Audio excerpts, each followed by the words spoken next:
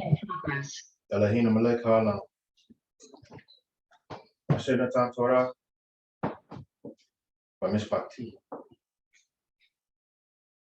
Blessed are you, Yah, King everlasting, giver of Torah, my family, HalaYah, Todah Rabbah. Todah Rabbah, Yah, for allowing us to meet another mark. As we draw closer to your season, HalaYah, of appointment.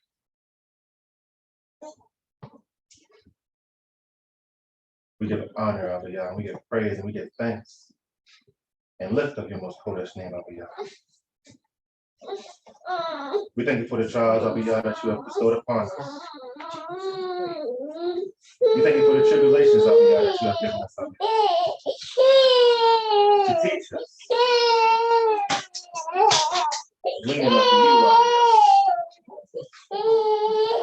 We are thankful for all that you lay before us, HalaYah. The Tov and the Ra, good and the bad, HalaYah, it all comes before you.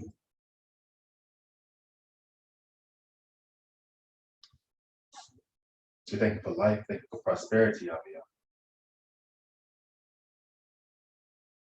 We thank you for good health, HalaYah, clothes on our backs, roof over our heads. We thank you for all the things that you provide. Even the things we take for granted, HalaYah, we thank you for. Up to this moment, HalaYah, we thank you. We say, Shlika, forgive us, HalaYah, for any transgressions we have done against you. Allow our transgressions, HalaYah, to roll over as it's been done before. Allow us to enter into you, HalaYah, to commune with you, HalaYah, to dine with you. Do not leave us, HalaYah, nor forsake us.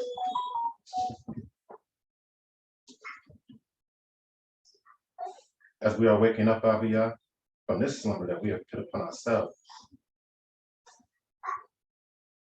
allow us to grow more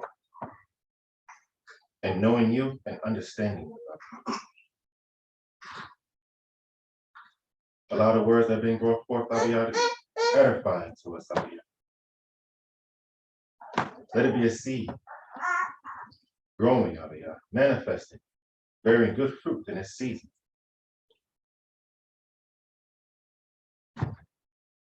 Thank you for every soul that is here, HalaYah. For the souls that are traveling, HalaYah. Thank you. Grant them safe passage, HalaYah. To all of Kol Yisrael, worshiping your most Kodesh name across the four corners of the earth, HalaYah. Have mercy on us.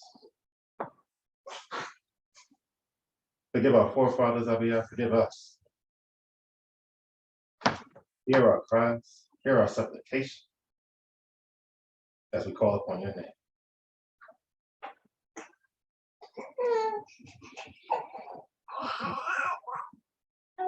Blessed are you, Yah.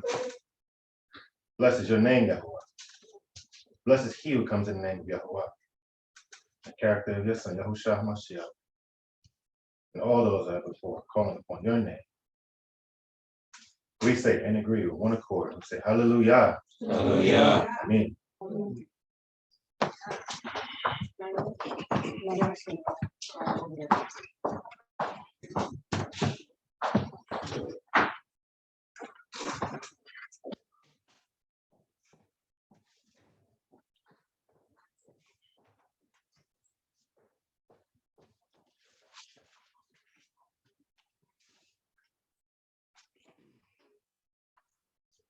Shabbat Shalom, Mishpachah. Shabbat Shalom. Our first ordinance to come from Shemot, commonly called Exodus chapter 26. Excuse me, I'm sorry. Chapter 19, verses 1 through 8.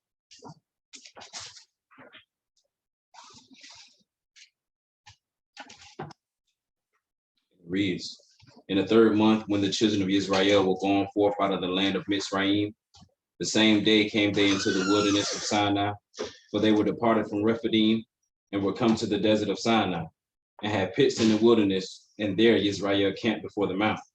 And Moshe went up unto Adonai, and Yahuwah called unto him out of the mountain, saying, Thus shalt thou say to the house of Yaakov, and tell the children of Israel, ye have seen what I did unto the Mizraim, and how I bare you on eagle's wings, and brought you unto myself. Now therefore, if you will obey my voice indeed, and keep my covenant, then ye shall be a peculiar treasure unto me above all people, for all the earth is mine. And ye shall be unto me a kingdom of priests, and a set apart nation. These are the words which thou shalt speak unto the children of Israel. And Moshe came and called for the elders of the people, and laid before their faces all these words which Yahweh commanded him. And all the people answered together and said, all that Yah have spoken, we will do. And Moshe returned the words of the people unto Yahweh. HalaYah. Our next ordinance to come from Wa'ikra, commonly called Leviticus Chapter 19. Next up, chapter 26, verses 40 through 46.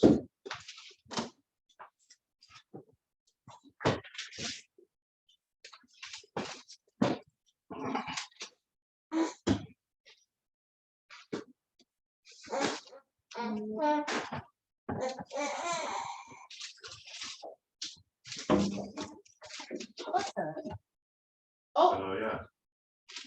Nice. Join. That's the first. And it reads, if they shall confess the iniquity of their fathers with their trespass which they trespassed against me, and that also they have walked contrary unto me, and that I also have walked contrary unto them, and have brought them into the land of their enemies, if then their uncircumcised hearts be humble, and they then accept of the punishment of their iniquity, then will I remember my covenant with Yaakov, and also my covenant with Yitzhak, and also my covenant with Abraham will I remember, and I will remember the land. The land also shall be left of them, and shall enjoy her Shabbats, while she lieth desolate without them. And they shall accept of the punishment of their iniquity, because even they despise my judgments, and because their soul abhorred my statutes. And yet for all that, when they be in the land of their enemies, I will not cast them away, neither will I abhor them, to destroy them utterly, and to break my covenant with them. For I am Yahweh, their mighty one.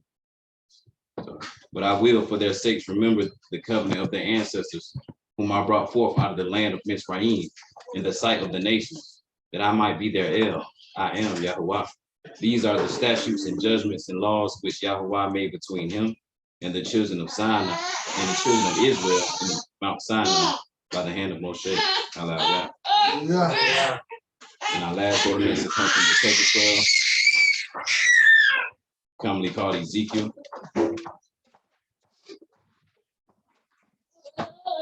Chapter 36.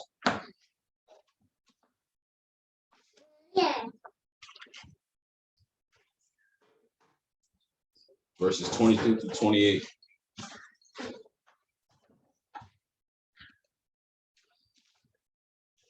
It reads, therefore say unto the house of Israel, thus saith Adonai Yahuwah, I do not this for your sakes, O house of Israel, but for my set apart name's sake, which ye have profaned among the nations whither ye went.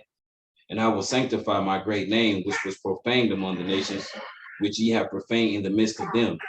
And the nations shall know that I am Yahuwah, saith Adonai Yahuwah, when I shall be sanctified in you before their eyes.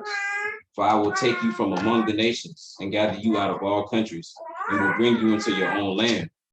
Then will I sprinkle clean water upon you, and ye shall be clean from all your filthiness, and from all your idols will I cleanse you. A new heart also will I give you, and a new spirit will I put within you. And I will take away the stony heart out of your flesh, and I will give you an heart of flesh. And I will put my spirit within you, and cause you to walk in my statutes. And ye shall keep my judgments and do them. And ye shall dwell in the land that I gave to your fathers. And ye shall be my people, and I will be your El. HalaYah. Hallelujah.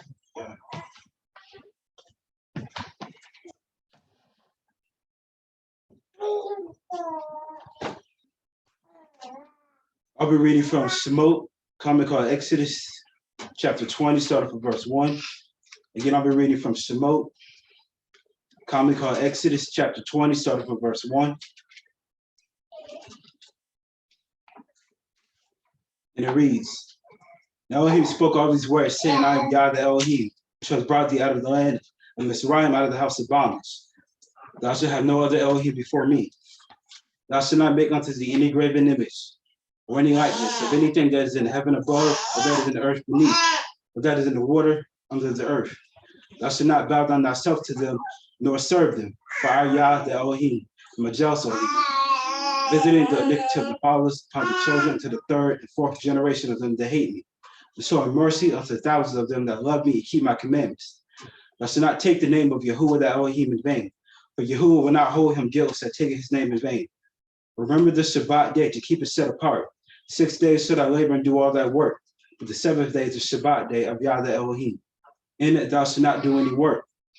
Thou, nor thy son, nor thy daughter, nor thy manservant, nor thy maidservant, nor thy cattle, nor the stranger that is within thy gates. For in 6 days Yah made the heaven, the earth, the sea, and all that in the midst, and rested the seventh day. Wherefore Yah blessed the Shabbat day and holiday. Honor thy father and thy mother, that thy days may be long upon the land, which Yah thy Elohim giveth thee.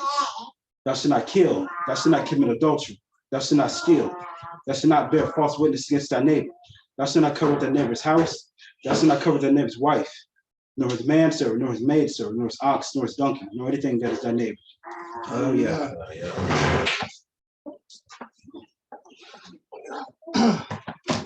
Shema Yisrael, Yahuwah Eloheinu, Yahuwah Echad. Wayahabta et Yahuwah Eloheka Bekol Lebabka Ubakol Nefeshka Ubakol Meodik. Hear and obey Yisrael. Yahuwah is RL, Yahuwah is one. And you should love Yahuwah your Elohim with all of your heart, with all of your soul, and with all of your might. HalaYah. Yeah. Of course, now we have the HalaYah portion preceded by my HalaYah belongs to you. HalaYah. My hallelujah belongs to you. My hallelujah belongs to you. My hallelujah belongs to you. My hallelujah belongs to you. And you deserve it. You deserve it.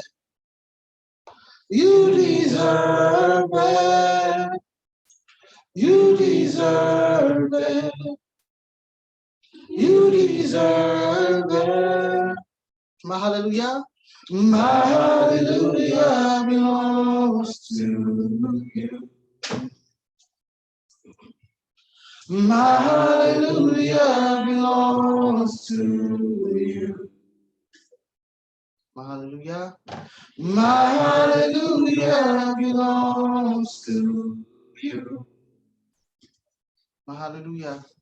My hallelujah belongs to you.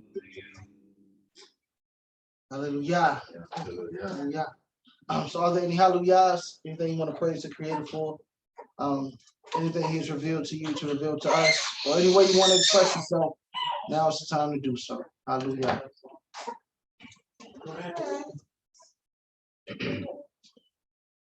Okay.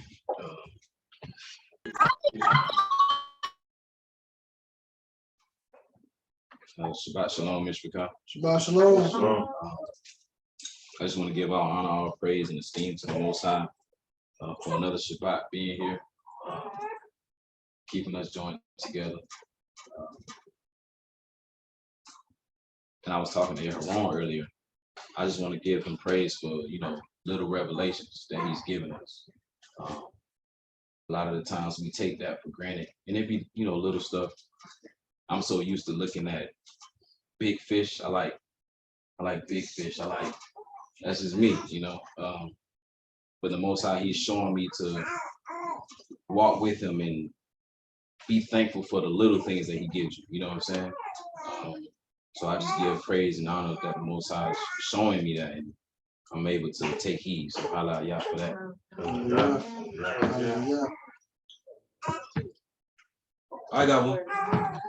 So I want to give praise to the Most High Yah for spiritual strength and physical strength, because in this life, people go through mourning, the loss of a loved one, or depression, or problems with their health, and it takes a lot of strength to continue to serve the Most High. So I want to give all praise to the Most High, for His strength, because without his strength, we are nothing. So, I also want to say, Yah Shabbat is a delight. So I yield. Hallelujah. Yeah. Hallelujah. Shabbat Shalom. Shalom. I want to give all praise to the Most High. 1 for life, 2 for shelter, food, water, and a bed to sleep in. Recently, I've been looking into in the Word for understanding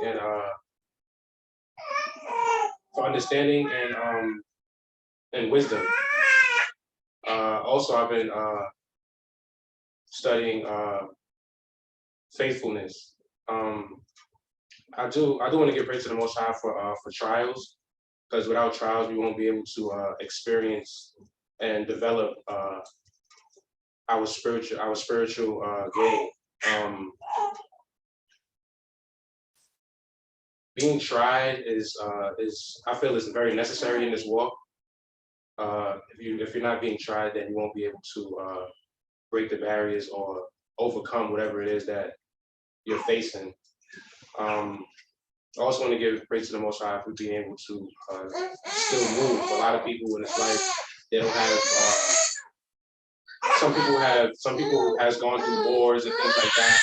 They have one arm or they have less fingers and things like that. So praise the Most High for being able to still move. And hallelujah. Hallelujah.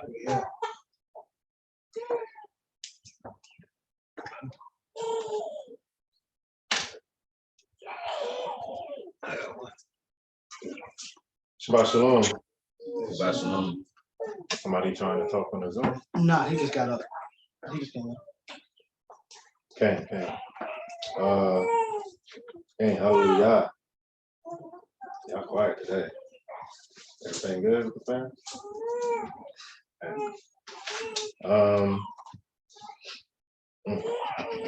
My HalaYah is going to be throughout the week, throughout the studies, throughout the Most High. Like Mark said, the trials, the tribulations, the Most High has revealed to me that He fights the battles for us. That's one of the things going through Scripture, seeking His face. That's what the Most High showed me throughout this week. We can't do it by ourselves. As much time as we would like to in our minds and think that we're good to go, that we can fight these things for ourselves, that's a lost battle in itself. Just that very thought is a lost battle.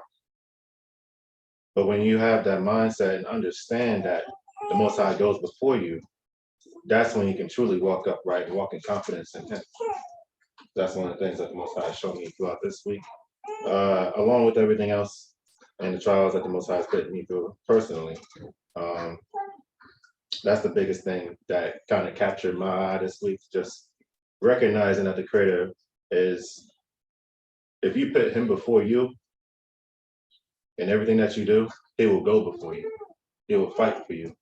Even those small battles that you think that you can win on your own, you put the Most High first before anything else, He'll fight that battle for you. And it'll be an easy win. It's almost like it never even existed before you, as long as He's before you. So that's my HalaYah. Yeah. I got one more thing that also that I was up at 3 a.m. and I was, because of me studying wisdom, basically what I heard was that Yah is our father and wisdom is our imam. And like Yosef is saying, as long as we have the understanding that once we understand that nothing matters more than Yah's will and glorifying Him in life, we shouldn't worry about anything. Throughout the text, we see that a lot of our ancestors and our forefathers, some who did put Yah first and they did flourish, and then we see what happened to the people who didn't put Yah first.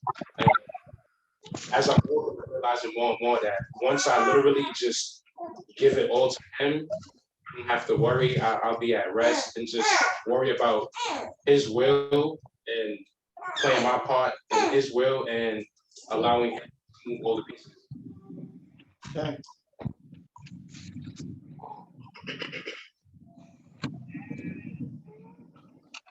Valerie, a coat.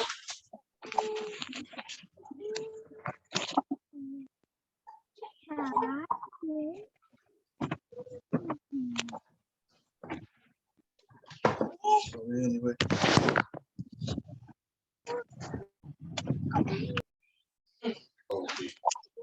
Shalom.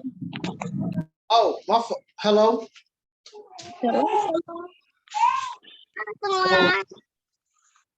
Shabbat shalom. Do you have a HalaYah? Oh, you Okay. want to Okay, HalaYah.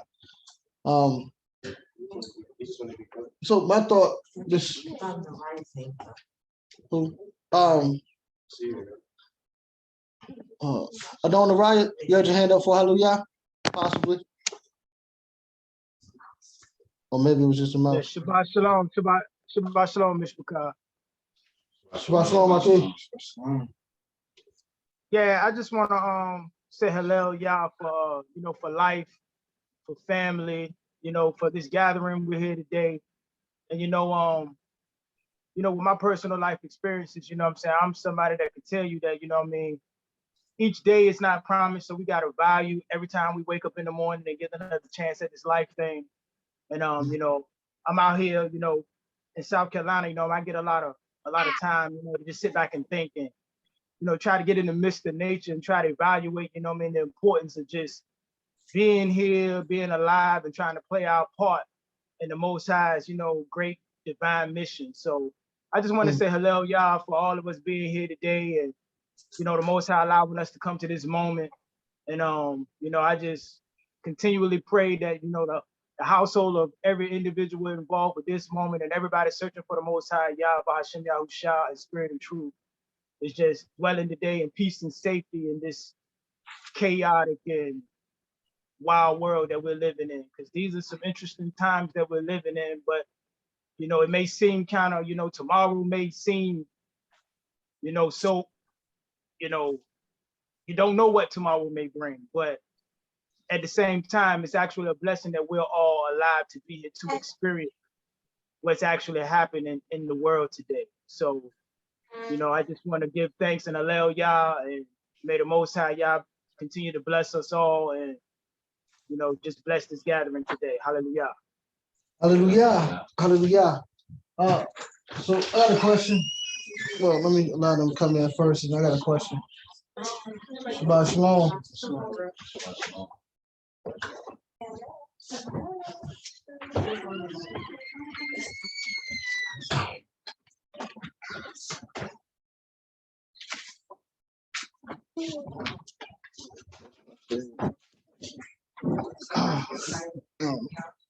Give us a second, Mr. Picard, to kind of,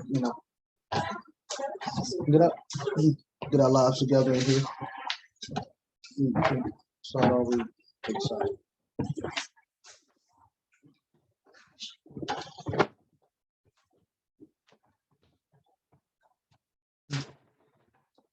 So my question is, it may not be very simple.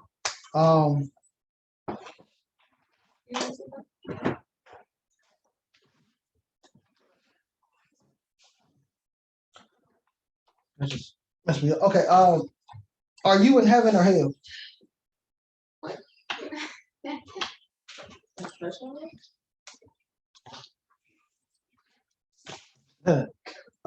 Yellow Dean, I'm gonna let y'all wait. Yes. Neither. Okay. In between. Okay. So you're in between. So I guess that will fall under neither. And yeah. I was gonna say we ain't guys around. You're in Yah's realm. Yeah. What realm? What realm is that?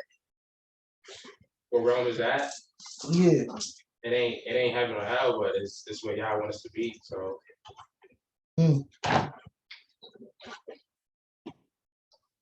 Are you referring to like our state of life? All I did was ask a question. Well, I would say if you're referring to the state of life, some people, they're actually enjoying their life right now, based on the job they have, the relationships they have. But some people actually hate their life, because I was actually reading Bereshit, Genesis chapter, I believe it's 49 and 9, Mhm. when Yaakov was talking about, the evil in his life. Talking to Pharaoh. Yeah, and I was thinking about, that was a person that the Most High, he had favor with the Most High. The Most High considered him righteous, but he said his life was filled with evil. So it just depends on who the person is. But I would say it's dependent upon your mind. You can probably ask me that. It's dependent upon your mind state. Because you can be in heaven, depending on how you view life and your outlook on life, or you could be in hell, depending on your outlook or how you view your circumstances. So, Anybody else? Y'all in heaven or hell?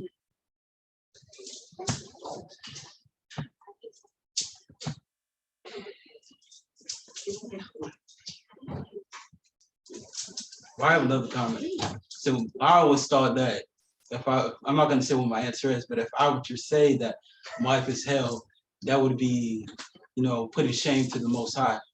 So most time people ask me that question, I try to, choose my words carefully, depending on what state I'm in. That's my view on it. That's a great state. That's a great garment top too. But I agree with this, that it depends on the circumstances, now that I'm thinking about it, because you can be surrounded by people who are like,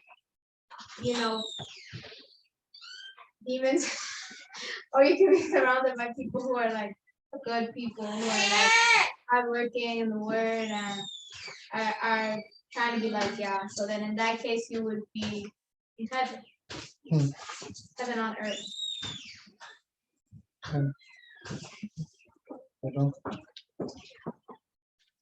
That came.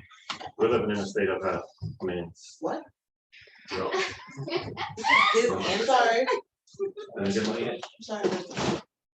You know why I say that? Because a state of heaven or Shemayim, that's being in the midst of the Creator, walking with the Creator.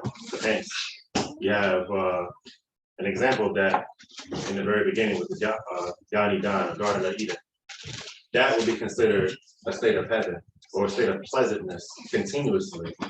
But here in this state, we don't have a continuous state of pleasantness all the time. We are always in a state of flux. We're always in a state of trials, tribulations. It's that point when the trial stops, and I always think back to my forefather Abraham. When the trial stopped, that was a state of bliss for him. Hence, that's why he is our forefather of all nations, to get to that state of mind. So, depending on the viewpoint, depending on the perception of how you're looking at it, I would say, King, we are definitely in a state of a hellish. We're in a hellish state, but we do have the ability to reach the Shemayim, and that's a matter of seeking the Creator. so then, this is a personal answer. So you said we can reach Shemayim, but we're in a hellish state. So that means that we haven't sought for the Shemayim. Say again? So that means we haven't sought for the Shemayim. If you're saying that you can reach heaven, right? You can reach heaven, but you're in hell. Okay. So whose fault is that? Ours. You put yourself there. You place yourself in a hellish state. And the things that go, and the things that are there for you, the things that are there that the Most High puts you through, yes, those things are there to try you, to put you through the fire, but the Most High will never not give you a way out. They'll never not give you a way out. You always have a way to the Creator to get to that state.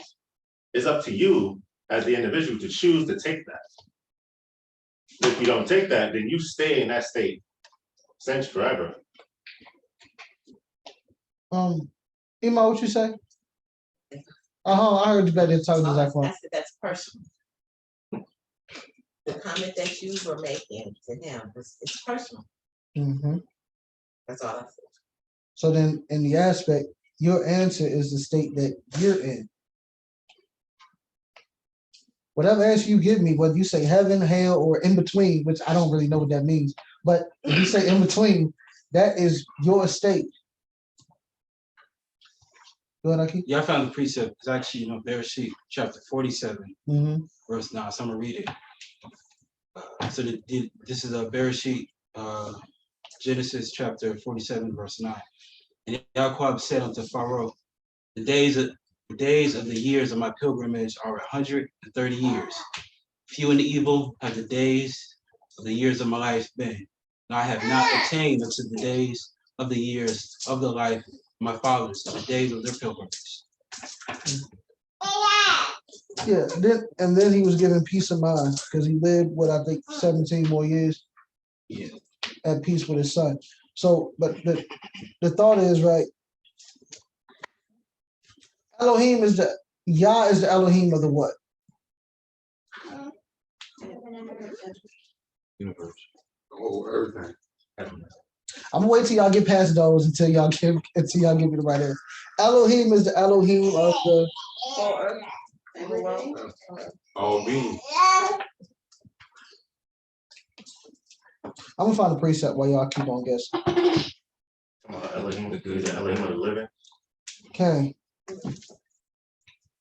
He is the God of the living. That's all being. And all being. Listen, Mark chapter 12, 27. Elohim is the Elohim of the living. The dead know nothing, right? So when you wake up in the morning and you don't want to wake up, you're in hell.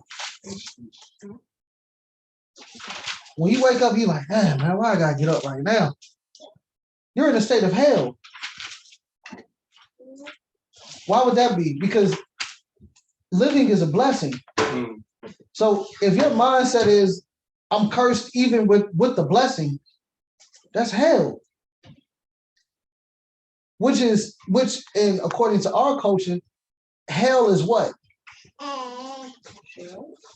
Sheol, which is what is Sheol? Depression.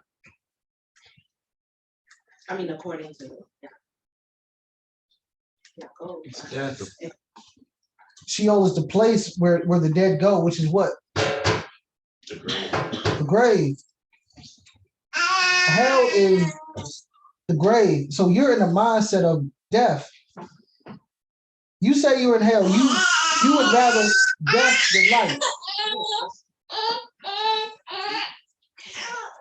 Because heaven and hell right now is a mindset. Heaven and hell right now. Now, once you pass and you get the eternal place of judgment, that's different. But right now, heaven and hell is a choice that you make for your life, regardless of your situation. If you wake up in the morning and you got bills to pay, your children bad, your husband or your wife getting on your nerves or whatever, and you wake up in the morning, first thing you do is you bless the Creator and you say, today I'm going to make it better. That's heaven. You are living with Yah. If Yah is with you, how is that hell? If you say Yah is with you, how are you in hell?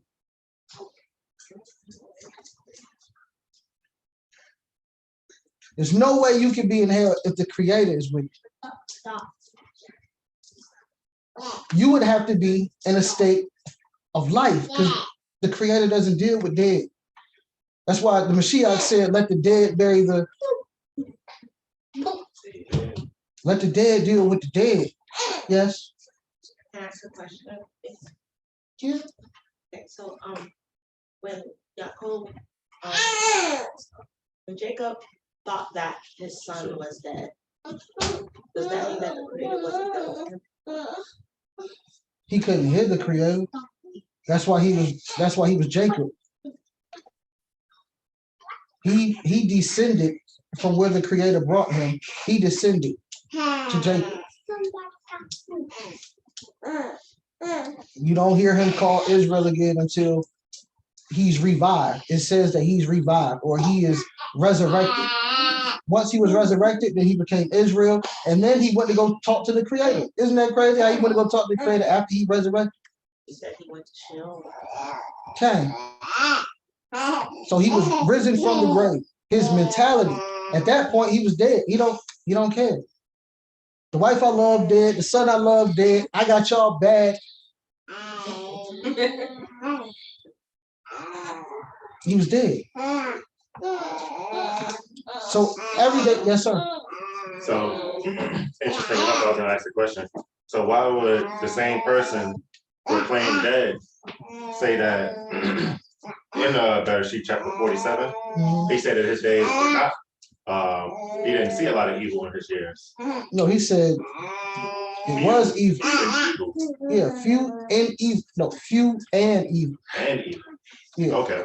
Yeah, few and evil have been my days. Okay. And Ra can be symbolized as chaotic.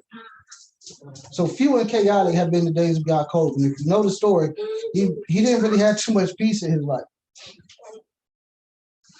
It was very, very much so chaotic. Which is why he descended and he was in the mindset of I'm mentally dead, but if y'all take Benjamin and he leave, then y'all really gonna make me physically die. So heaven and hell it's on you. It's on you. And you know it would have to be a mindset because those who have an abundance of material, for some reason, still in depression, still don't want to live their life, still will take their physical life because mentally they are in a state of death. Something is missing. And that we said, even if I made my bed in Sheol, you will be there. So even if you made your bed in Sheol, that doesn't mean the Creator's not there. That just means that you're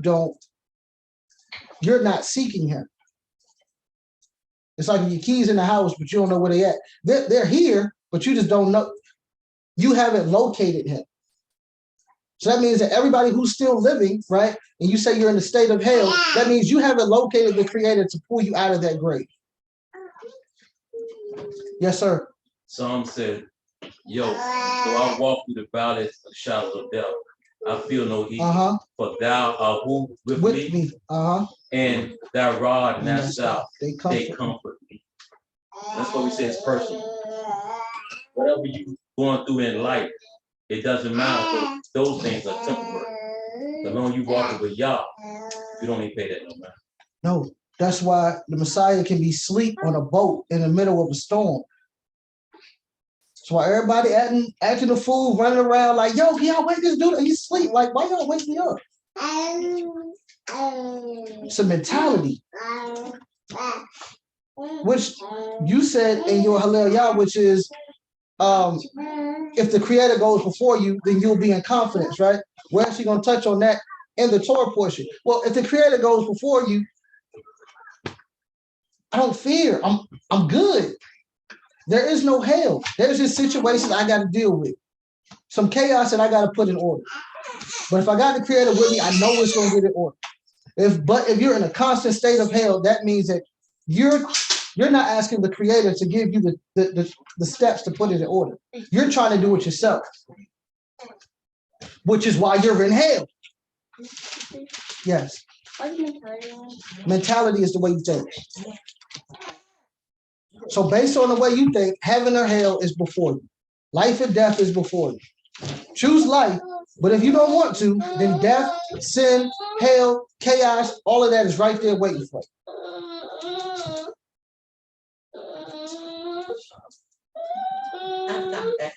Hi, Mama.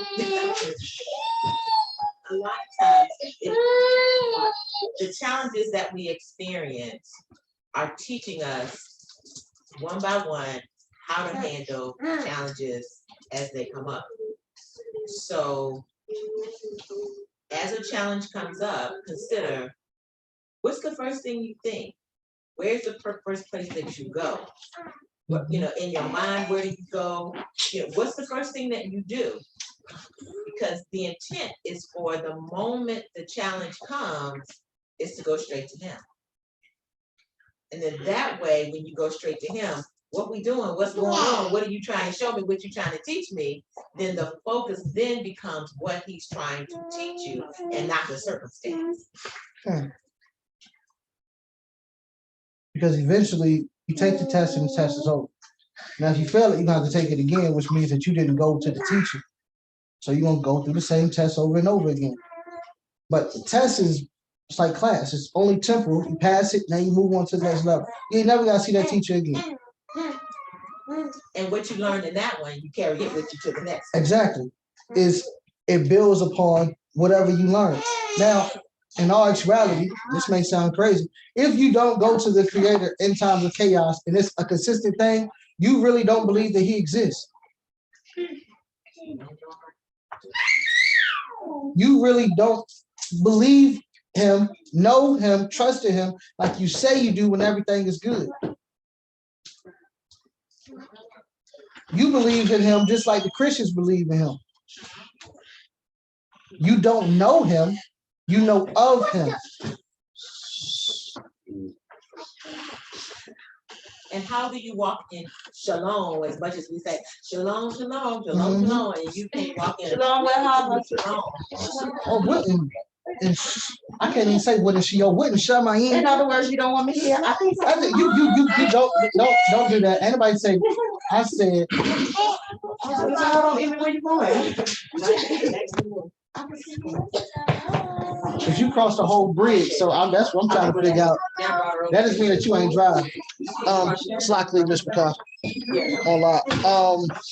But y'all always can, tap in for those online, Naraya, E, G, Anastasia. Y'all always can, give y'all thoughts on whether you in heaven or hell.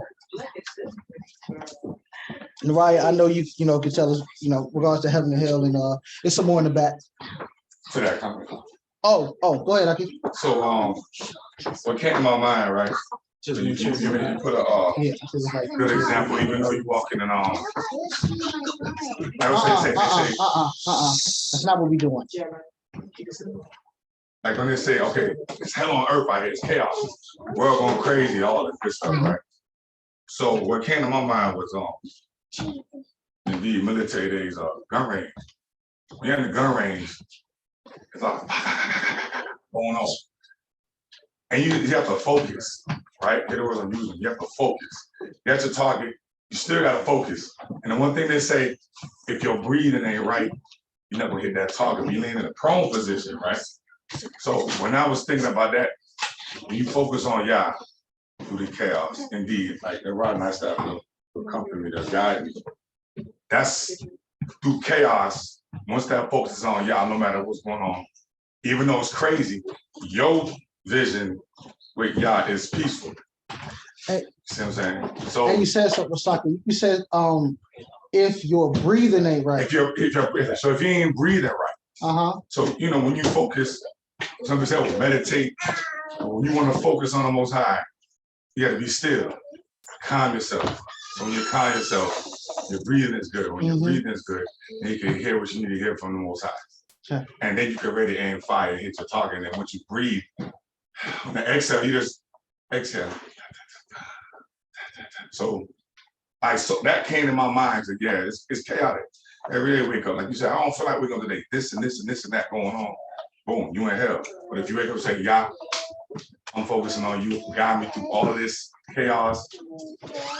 I'm trusting in you that I'm gonna get through this, what I got going on, and you could fire and execute what you're supposed to do for that day. So that's what. But it doesn't. So you say your breathing ain't off. So the same word for breath is what? Word for breath is what? Ruach. Okay. So if your spirit isn't right, then you off. You off. So the same way that you're talking about when you shoot, you got to be focused in order for you to hit your target. Right. If your spirit is going everywhere, so on and so forth, you're gonna shoot everywhere. Then you're gonna miss the target, which is what? You missed the mark, or when you miss the mark in Torah, what is that called? That's called sin. So when your spirit isn't right, that's going to cause you to sin. Because you're not, yes. That means like your breath is off. So breathing off as far as, so the word ruach is breath, spirit, wind, so on and so forth. So the same way that he said when your breathing is off, I can correlate that or make that match to when your spirit is off. That's all that means. And your spirit is basically the mentality that you hold. So when the thinking that you hold is off, which gives you, which makes you go left or right, that's how you know that you're going to live in a state of chaos. You're going to be in hell. You're going to put yourself in hell.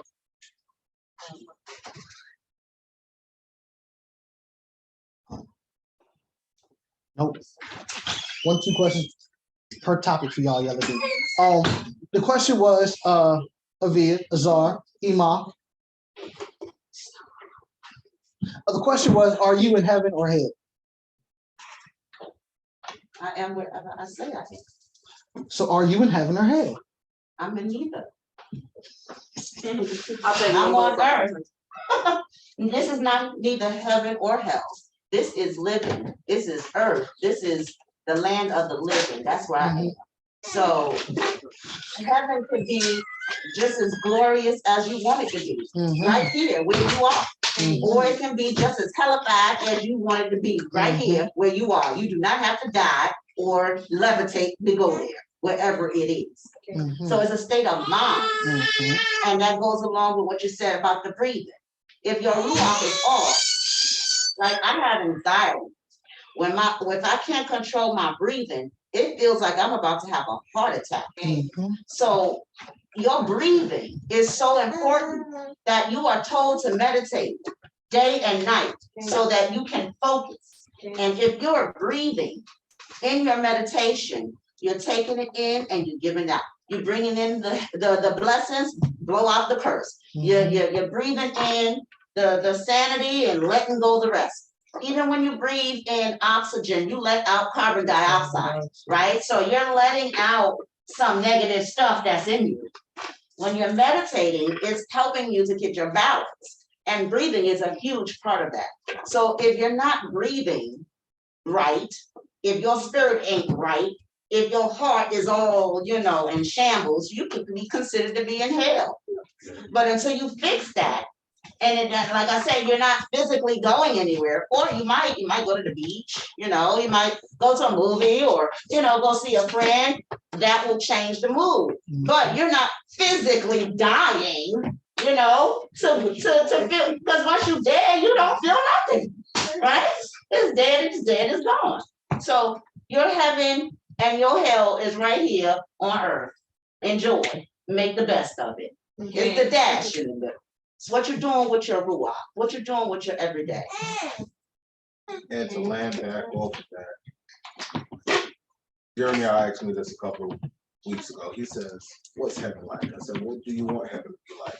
He was like, butterflies and candy. I said, well, open up a butterfly store, make your own candy, manifest your heaven on earth. You have to bring forth you have the ability to create, because the Creator gave us these abilities to bring positive things, to bring good things, to bring joyous things into this world. But we also have the capabilities to do evil things, to bring upon evil.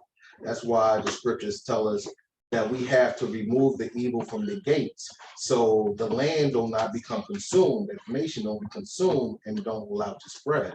So when we look at the aspects of heaven and hell, like Emma was saying, it is the mentality that we bring forth and what we bring and what we actually speak and do to bring to the world.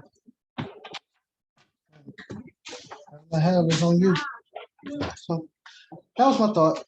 Anybody else with a HalaYah before we? Oh, we haven't got to HalaYah? No, this was HalaYah portion. This is the HalaYah.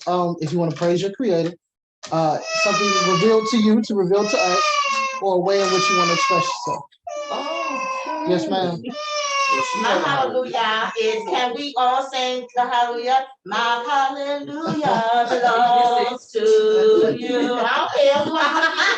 My hallelujah belongs to you. My hallelujah belongs to you. My hallelujah. My hallelujah belongs to you. And you deserve? You deserve it. You deserve it. You deserve it. You deserve it. My hallelujah. My hallelujah belongs to you. My hallelujah. Come on. My hallelujah belongs to you. My hallelujah. My hallelujah belongs to you. My hallelujah. My hallelujah belongs to you. Hallelujah. Hallelujah. I'd like to say HalaYah for the life of Severe Nasir, who was a teacher in Israel, Akeem, who just lost her life. She was very responsible for some of the songs and prayers that we sing and pray today. The 117th song, the melody. She was my teacher. She was a piano teacher, but she was a servant of the Almighty, a young mother who is now gone. But her memory will last forever because of the works that she did. So if you want a heaven, I agree with what Azariah was saying to his vein. Create that heaven right here on earth. Whatever makes you happy and makes other people happy and healthy and well. Those are the things that create a good feeling. And if we don't, then you will die with that death. In other words, your memory won't be lasting on. So you have to do something memorable. And what you do with your dash, that time in between the day you die and live, is the most important on earth. So you looking for heaven and hell, you better get that dash right. So I praise the Most High for the works of those that are doing, and I pray that the Most High will allow your loved ones to keep it going. Hallelujah. Hallelujah. Hallelujah. What songs have been sung already? No, we didn't sing any songs yet. It's the HalaYah portion before the songs occur. Well, and I have a hallelujah. Hallelujah for sake. Being in the presence of the Creator, it girds you up to handle the ways of the world. You know, when we were in the world, we were left to our own devices, and therefore we made a lot of different choices based upon our own desires. But when we seek the Creator, He gives us a safety net. He gives us a protection. He gives us His Torah, which guides us to life and extends our lives and also the lives of our children. So HalaYah for the awakening of being able to shield and protect my family, not just traveling, but just in our day-to-day lives, keeping us focused and keeping us in His will. Because with Yah, we are shielded from anything and everything that can come against us. Not meaning that it won't come, but it means that we have safety knowing that we are in His refuge.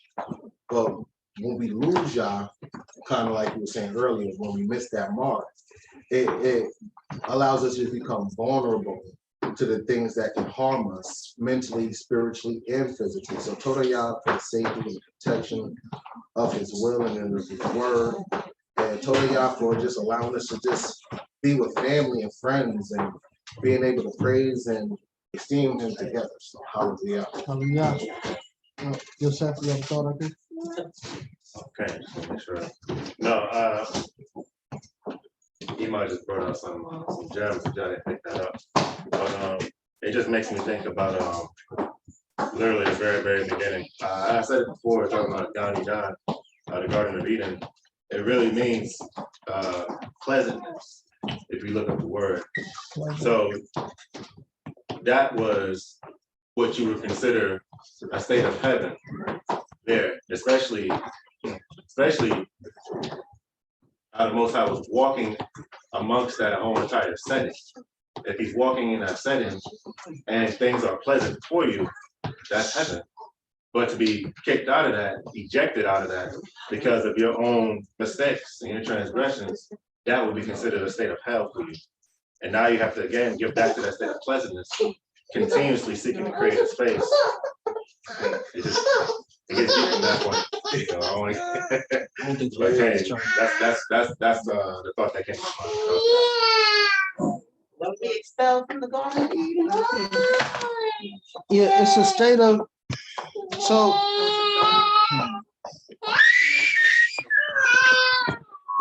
two things were said, right? No, it's not. Two things were said by a teacher, right? Right. One is the kingdom does not come by what? Observation. And that the kingdom is inside of you. Okay. So the kingdom, right? When we look at Tanakh, the kingdom is based on what? What does the kingdom consist of? Order. You said work? I ain't trying to work in the kingdom. So You said it consists, you mean the building of the kingdom consists of work? Yeah. Oh, okay, yes. Now, what does it consist of when it's finished?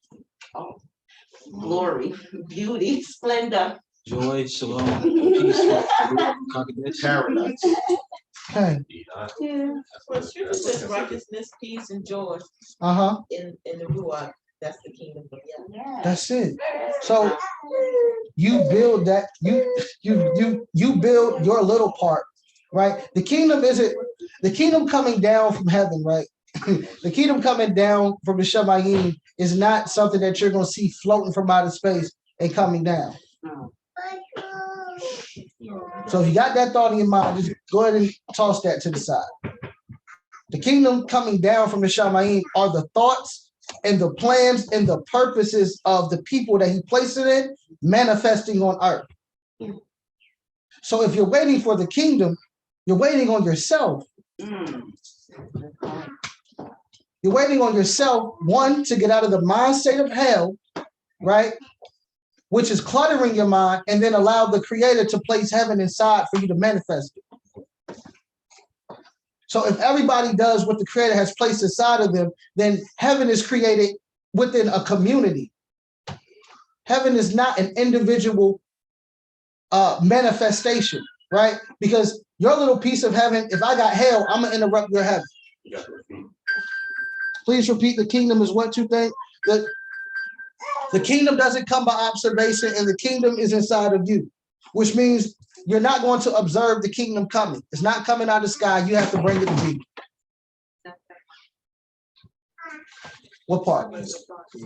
Oh, the kingdom comes from the thoughts of the creator, the plans and purposes of the creator, which he placed inside of you at your birth to be manifested on earth.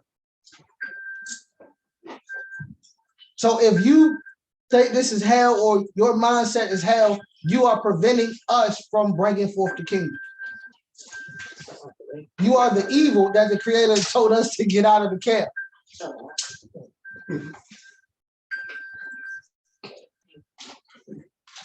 So that's my HalaYah.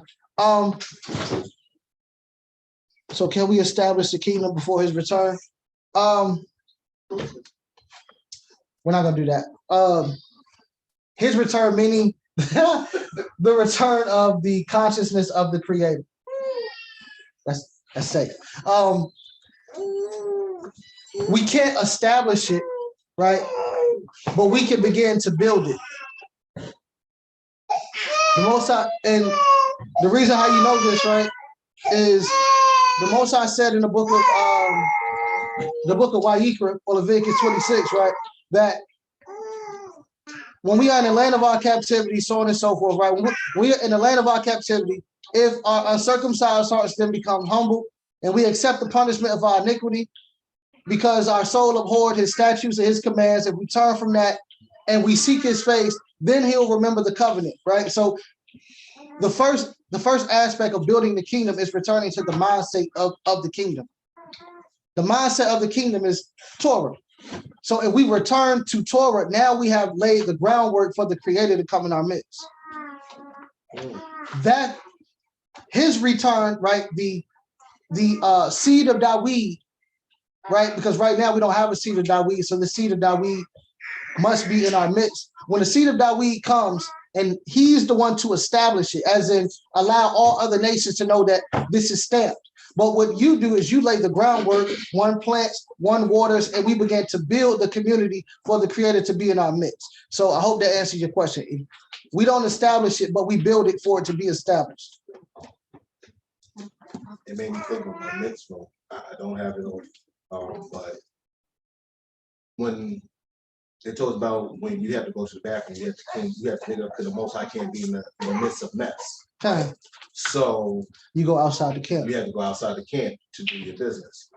So in that same mentality, if in order to have the Creator come, we have to have a place for him to come that he can actually dwell. He can't dwell in mess. He can't dwell in chaos. So we have, if we're not bringing forth the humility to come together, put aside differences, to make a place for the Creator, how can we expect him to come on our behalf if he sees us still in the same disarray? That's why the spirit of contention, the spirit of offense, the spirit of jealousy, the spirit of hate, those spirits are working mightily within Israel. Because if I keep that within the midst of Israel, your quote unquote resurrection from Ezekiel 37, your quote unquote reestablishment, that never occurs because y'all are never a body. Okay. Once the body is together, that's when the head comes. But if the body never gets together and y'all just a bunch of bones laying around, the kingdom is never established. Israel is still Jacob.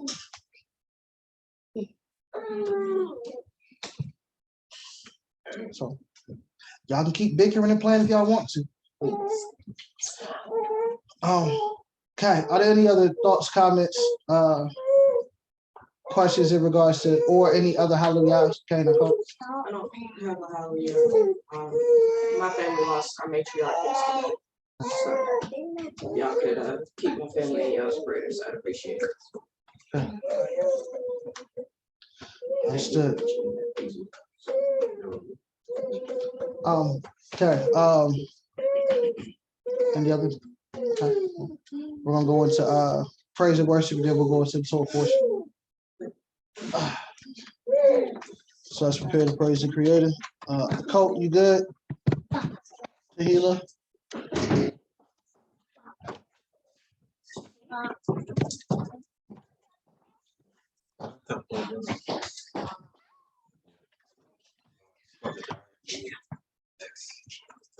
don't know why it's not charged.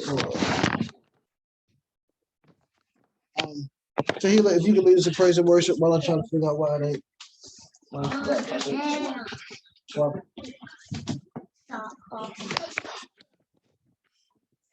Magnify Yahweh with me. Let us exalt your name together. And as we enter into the house of Yahweh, we sing praises. Praises to Yahweh. Hallelujah. Hallelujah. Hallelujah. Praises to Yahweh. Hallelujah. Hallelujah.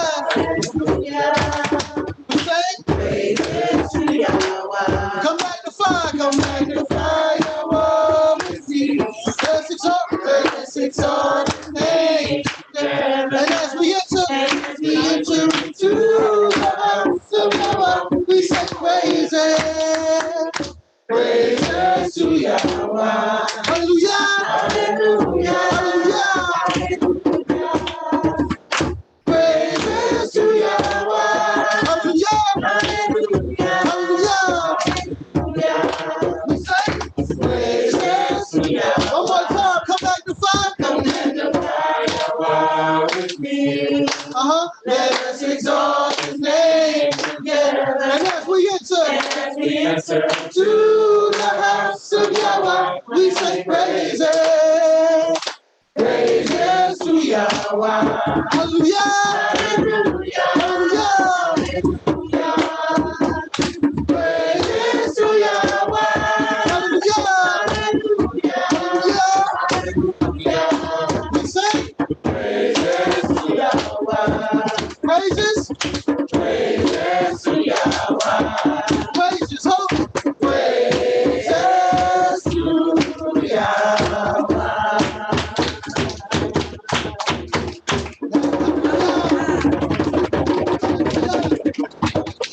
Hallelujah.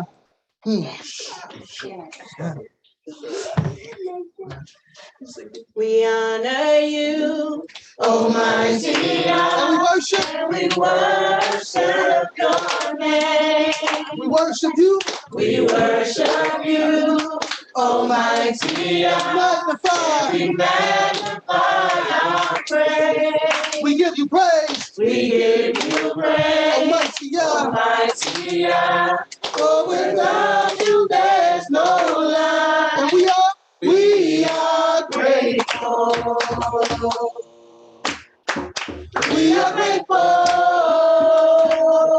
We are grateful. We are grateful. We honor you. Come on. We honor you, Almighty God. Almighty God. And we worship your name. We worship you. We worship you, Almighty God. Almighty God. We magnify our praise. We give you praise. We give you praise, Almighty God. Almighty God.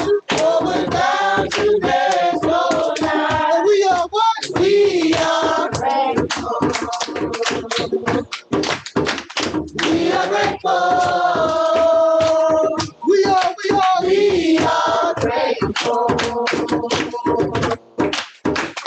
We are grateful for your love. For your love. For your truth. For your truth. God, your word. God, your word. Makes us new. Makes us new. Day to day. Day to day. Gives us life. Gives us life. Shows us how. Shows us how. To be your light. To be your light. And we are what? We are grateful. We are grateful. We are grateful. We are grateful. For your love. For your love. For your truth. For your truth. Yeah, your word. Yeah, your word. Makes us new. Makes us new. Day to day. Day to day. Gives us light. Gives us life. Shows us how. Shows us how. To be your light. To be your light. And we are grateful. We are grateful. We are grateful. We are grateful. I am grateful. I am grateful. I am grateful. I am grateful. Hallelujah. Like the menorah, sound the shofar loud. Worship our Abba on Sabbath. And we will sing songs of praise. Together with his name.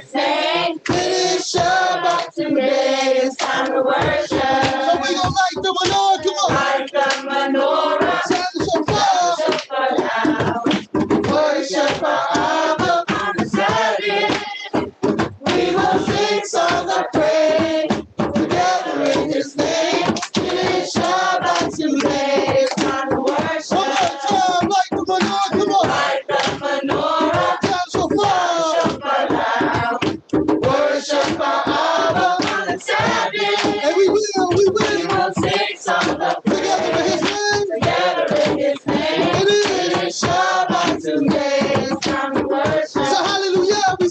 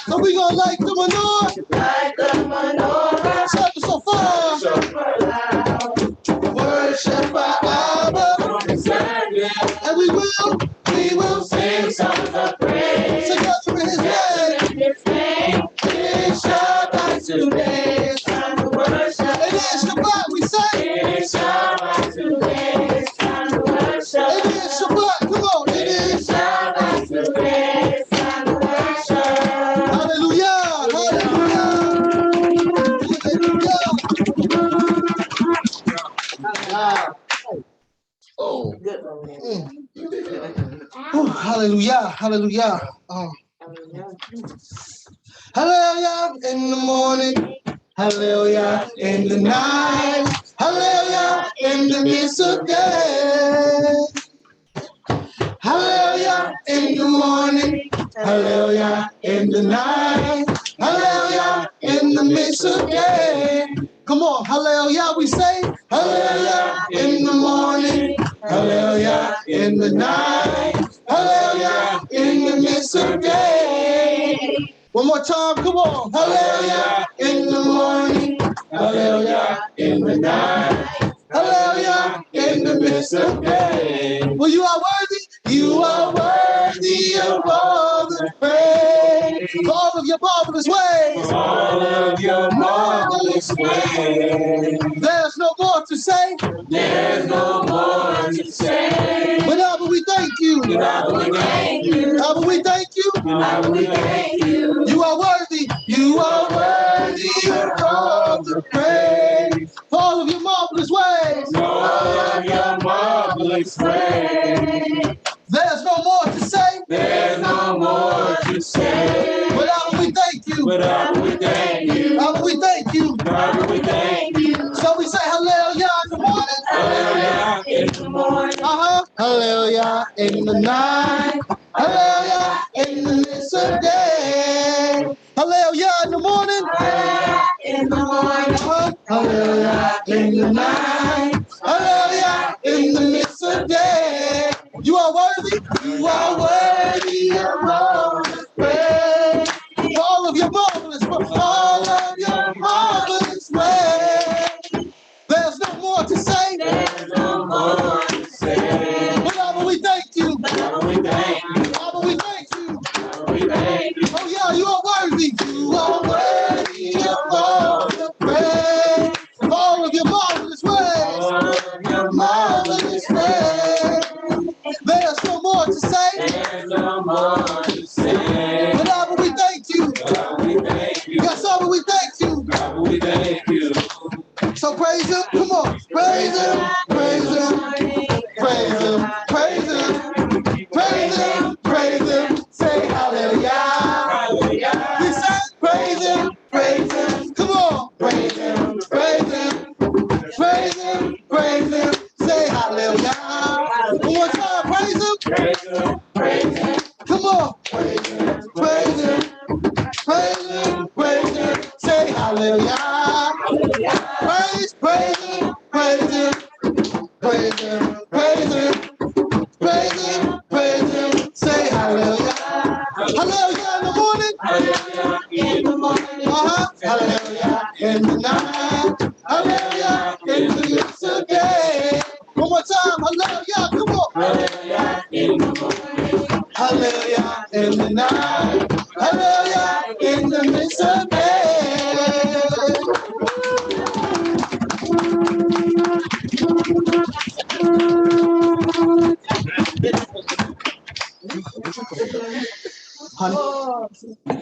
Oh, give thanks unto Yahweh, for he is so. For he is so. Oh, give, come on. Oh, give thanks unto Yahweh, for he is so. Yes, he is. Go ahead. But he is worthy, for he is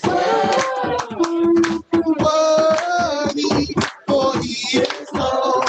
Yes, but he is what? Come on. He is worthy, for he is so. Yes, he is so. Okay, come on. Okay. Woo! For he is so. For he is so.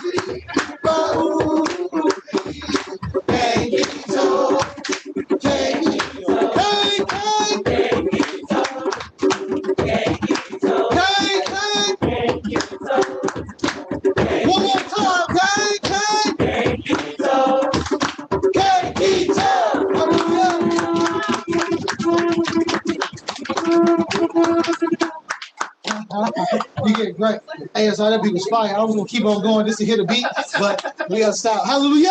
Hallelujah! Hallelujah! Hallelujah! Oh yeah, you are the source of my life. Oh yeah, you are. You are the source of my life. Oh yeah, oh yeah, oh yeah.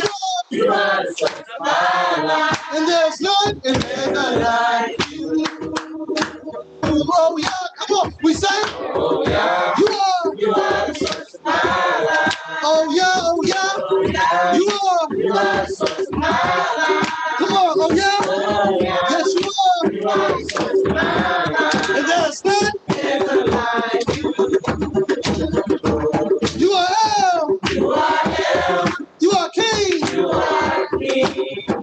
You are author and creator of everything. Great I am. You're worthy. Of all the things. You're in the valley by my side. You deliver from the fire. Oh yeah, yeah. You are the source of my life. Oh yeah. You are the source of my life. Oh yeah, you are. The source of my life. And there's nothing like you. Oh yeah, come on. Oh yeah, you are. You are the source of my life. Oh yeah, you are. You are the source of my life. Oh yeah, come on. Oh yeah, Yes, you are. You are the source of my life. And there's none like you. For you are El. You are El. You are King. You are King. You are author and creator of everything. Oh great I am. You're worthy of all the things. You're in the valley by my side. You deliver from the fire. Oh yeah, you are. Oh yeah, you are. Oh yeah, you are. And there's none like you. One more time, oh yeah, come on. You are. Oh yeah, you are the source of my life. Oh yeah, you are. And there's none. And there is none. One more time, and there's none. Hallelujah. Hallelujah. Hallelujah. Yeah. Hallelujah. Whew.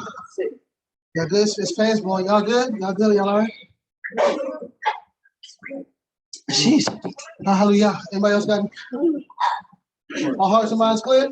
Go ahead. What is it? I don't know. He's talking about this, the spirit of the Lord. That's what we are. Okay, so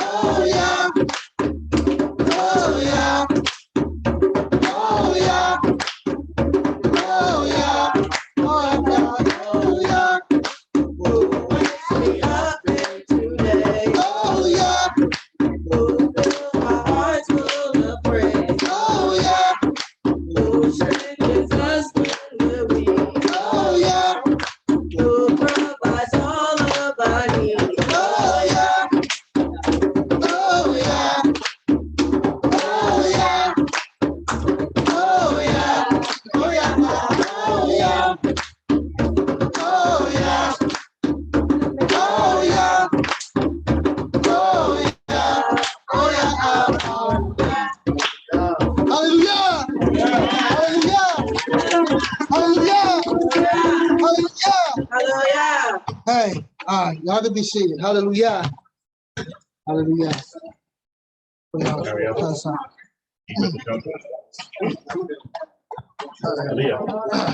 jump to the spot. Hurry up, ain't got another one?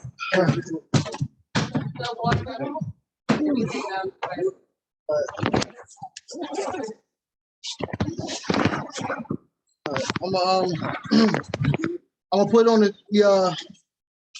bring up the Torah.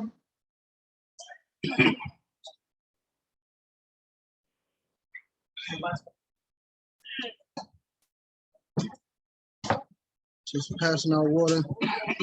We're in the book of let me first. We're in the book of Vayikra. Vayikra, commonly called Leviticus. Chapter 25. And this chapter is its own Torah portion. So we're only going to be in the book of the chapter 25 of Vayikra. Behar, which means on mount or on mountain, as in on Mount Sinai. So Behar, Sinai. Akeem Naraya. Can everybody hear me? Yeah, just making sure you there. Give me a sec. Is everybody else there? Well, or y'all can read it off the screen. I'll make it bigger.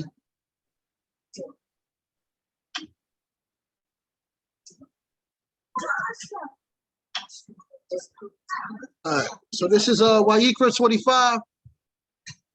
Adon Naraya is going to read it, Be'ibrit, and then Adon Uziel is going to read the English, and we'll go through it like that. It's one chapter. Whenever you're ready, Aki. Okay. Weda be Yahweh el Moshe Behar Sibai Lemor. Sinai. Sinai, sleep out. And Yahuwah spoke or spake unto Moshe in Mount Sinai, saying, Gotta talk louder. And Yahuwah spake to Moshe in Mount Sinai, saying, Dabe el Bene Yahweh we Amarta Taburi El Haaretz Asher Ani Notain Lahem we Shabbat Haaretz Shabbat la Yahuwah. Speak unto the children of Israel, and say unto them, when ye come into the land which I give you, then shall the land keep a Sabbath unto Yahuwah.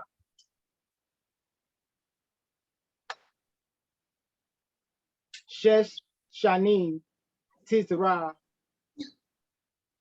Sadeka we Shesh Shanim Tizmor Karmeka we Asap we Asapta et Tebuata 6 years thou shalt sow thy field, and 6 years thou shalt prune thy vineyard, and gather in the fruit thereof.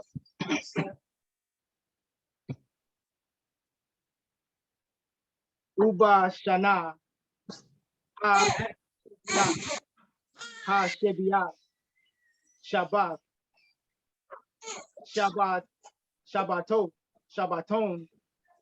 Yik Ye Le Aret Shabbat la Yahuwah Sadka Lo Tizra we Karmeka Lo Tizmor. But in the 7th year shall be a Sabbath of rest unto the land, a Sabbath for Yahuwah. Thou shalt neither sow thy field nor prune thy vineyard. Et se fiat Etze Bia, Ke Zirka, Lo Tikzo, We Et Inebe, Ne Zireka, Lo Tikzo, Shena, Shabbaton, Yeh La Aret. That which groweth of it own accord of thy harvest, thou shalt not reap, neither gather the grapes of thy vineyard undressed, for it is a year of rest unto the land. Weheta Shabbat Haaretz Lakim Le Akla Leka Ul Abdeka Kwe La Amateka Kwe Lit Kireka Ul Toshabka Ha Garim Imak. And the Sabbath of the land shall be meat for you, for thee, and for thy servant, and for thy maid, and for thy hired servant, and for the stranger that sojourneth with thee. We live him teka, we LaHalaYah ashe be artzeka, tihye kol te buata leekol.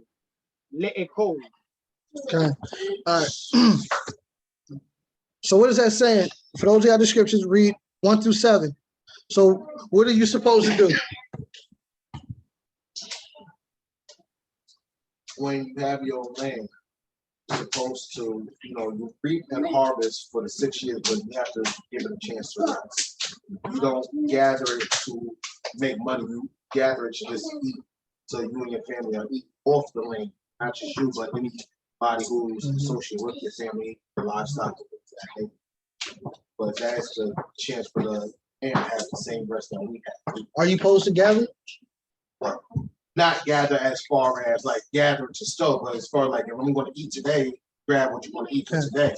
You get your daily provisions for that day. So what would you have to have in order to do this? Well, land, yes, you have to have land to do this. Huh? Seeds or fruits. What would you have to have in order to do this?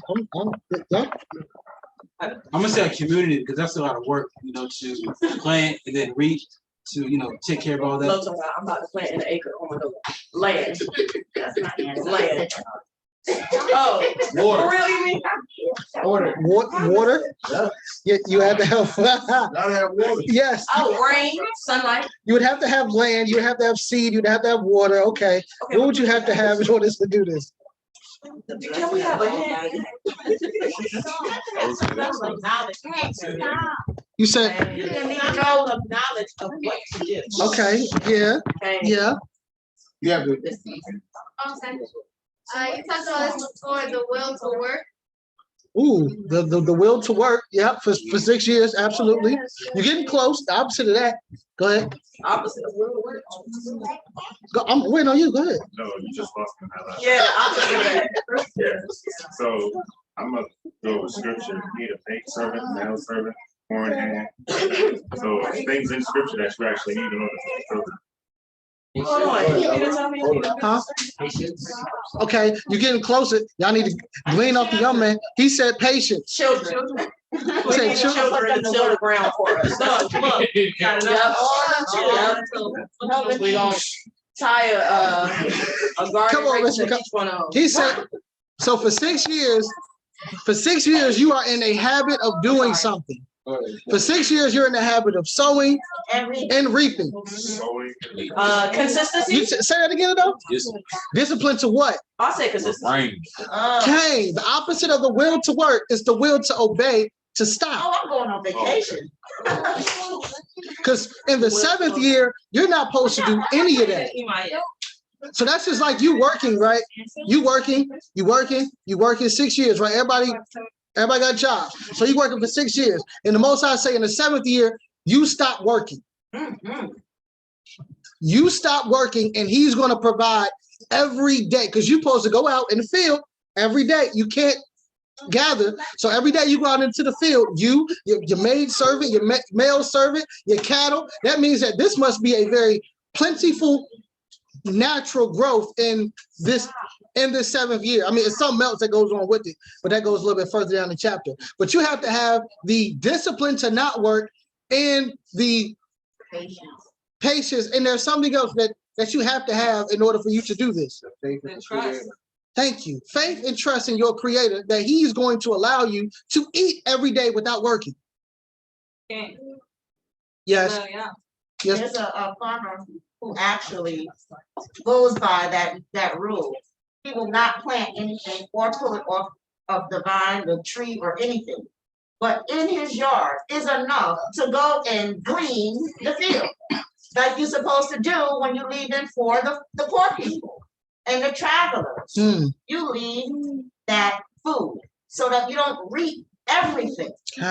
And take all the stuff. So the Most High is going to provide. He's going to let those fruit fall to the ground.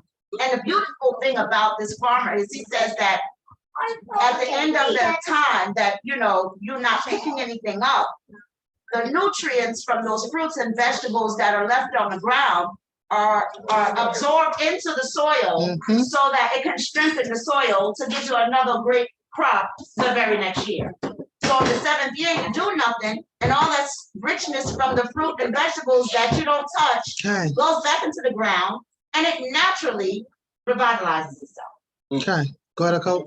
I'm assuming Laban didn't do that for Yaakov. Is that why he took all the stuff and left for the 37th year? Yeah, I'm sure he didn't let him rest. Go ahead, Yasmin. And if you think about it, there are a lot of circumstances to where you can have just things growing on your land without even knowing. Like you were just like eating a watermelon, last year, whatever, it fell on the ground. Now next year you have a whole field of watermelons growing, or even just like birds or whatever type of animals that will eat from your harvest. In the past year, they'll leave the seeds, like, never know what can happen. And this got yes. Yeah. I just think about it's like a table like that. Sorry. You might looking. All right, I'm gonna say my thoughts. No, that reminds me more of that reminds me of situations where the Most High takes you out, so you can do this process, so you can rest, so you can revitalize, so you can glean, and the Most High through the due season will allow you to be bountiful, just like the land. And I'll just leave it at that. And that's but that is what you're supposed to be doing. If you got to put yourself in the mentality of mostly an entire nation whose sole job and responsibility is to sow and reap. This is what we were doing. So once again, you bring it into 2022, and this is everybody's job. So not only, that's like you getting a paid vacation for a year. Now, the issue is, right, everybody would say that that's great, but the Most High gives you a weekly rest every week, and we couldn't do this every week. What happened with the manna? What happened with the manna? You got double portion on that. And they went out. And they went out and tried to collect anyway. So if you can't discipline yourself for one day out the week, how hard do you think it's going to be for people to not sow and not reap and take a year off? If you couldn't trust the Creator, for one day, how you gonna trust him for a year?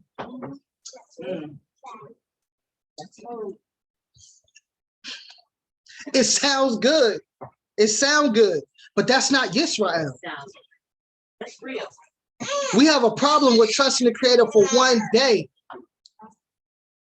I need to work all 7 days. No, you don't need to work 6. Bruh, listen, it looked like it ain't gonna be no harvest this year. How about that? I don't think it's gonna be no harvest this year. Look, let's go out and plant at least a little bit, so just in case it don't work. Now, I mean, we got something to eat. The lack of faith is showing up. And you know Yisrael was it. Listen, bro, listen, I got this field, don't nobody know about. We can just go, we gonna do this right now. About to not know it. Don't nobody know about it. Tell me that this isn't Yisrael, even though the Most High is giving you a vacation off. He's giving you paid time off, and you won't take it.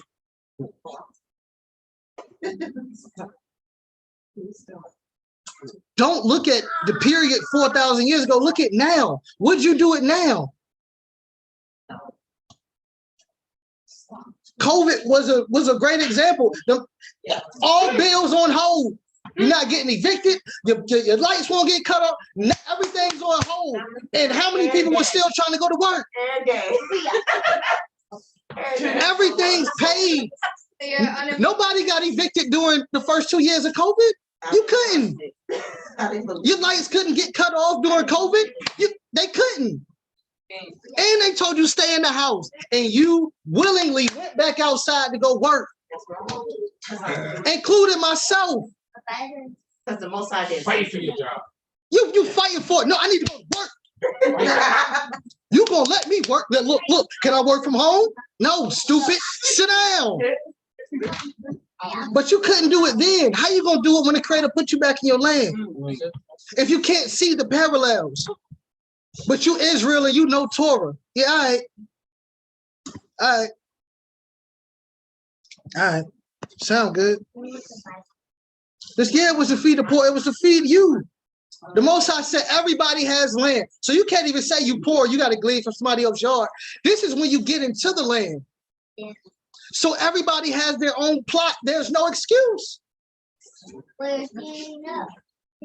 It's no excuse.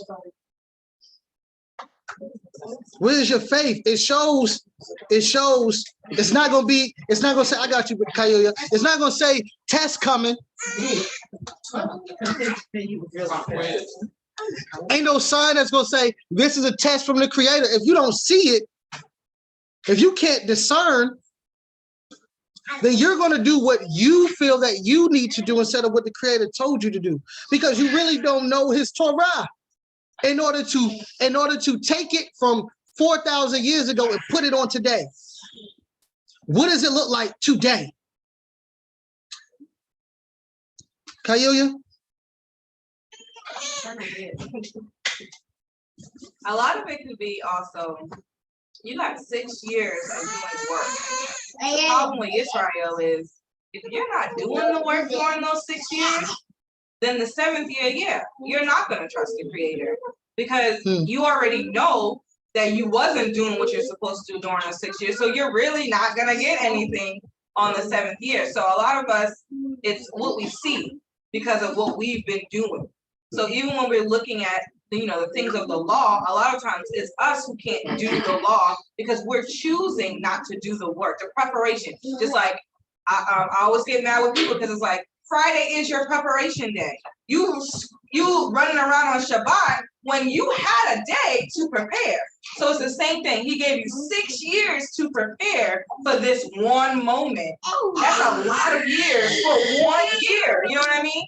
So it's like, are you gonna take that time to really do what you're supposed to do so that you can trust Him? Or are you gonna make a big deal out of it by not doing it, and then it comes to this point where you can't have faith?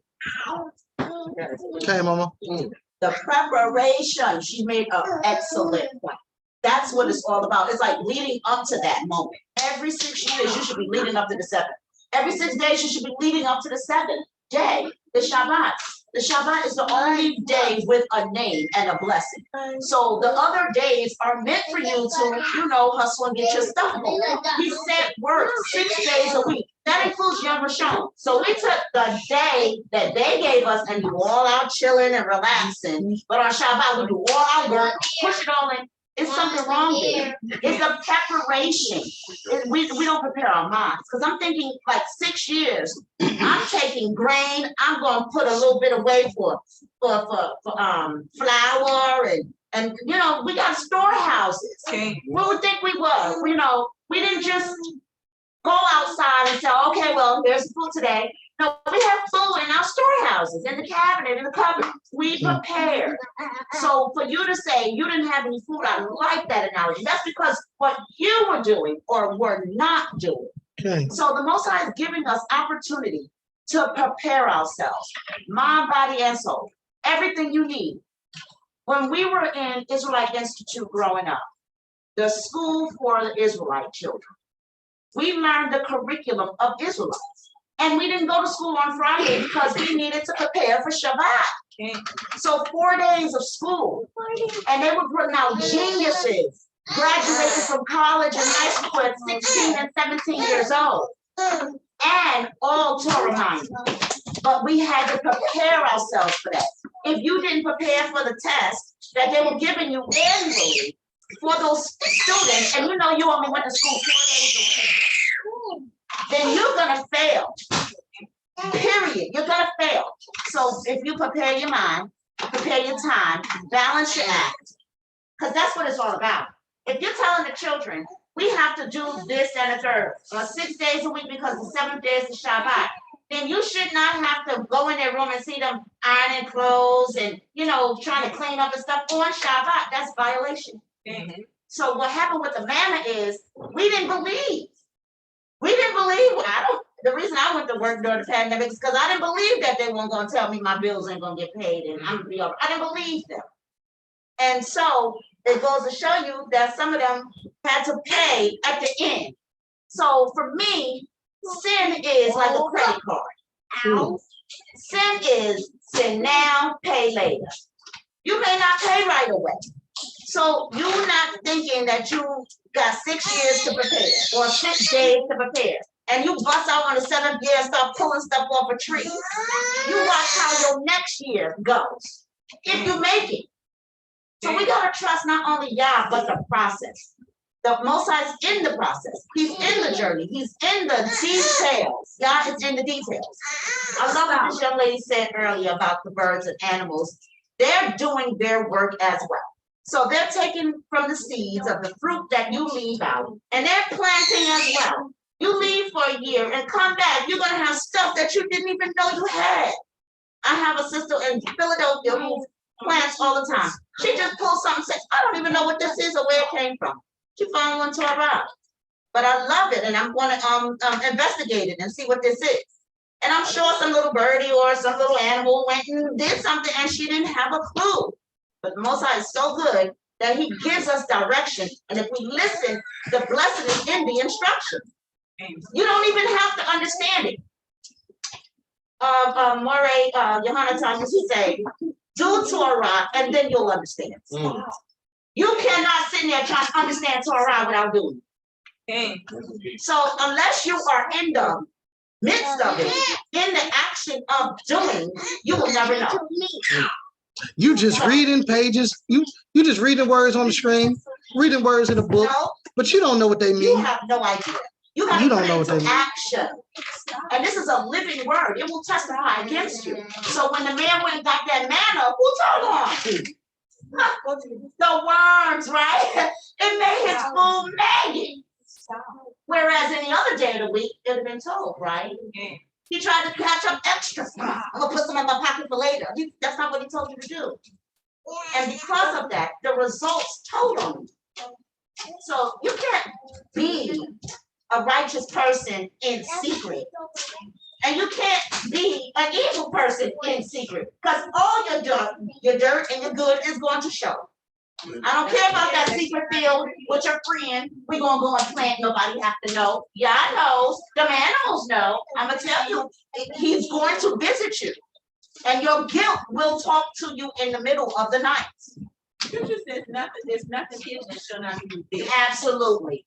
And so we can't think that this is not meaning for us in this day and time. I don't care when you started your little garden, but you better care when you started your little garden.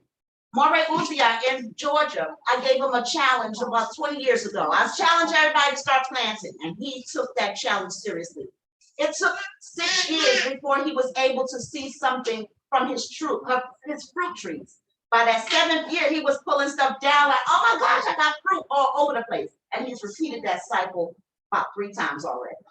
So what I'm telling you is you can do it. I don't care where you are. But you better have the discipline and the understanding of what the Most High is telling us. This is not for nothing but your own good. Try eating a fruit off a tree in its 3rd year. I don't want you to try it for real, but it's not good. No, it's not. It is not good. It is not good. Don't touch it. You're doing a disservice to yourself and the darn tree. It's like giving your child to a man on my hair. You old enough. That girl ain't number 12 years old. What you giving to a grown man for? You ain't ready. Wait, be patient. That's all I have to say. Be patient, or else you will become a patient.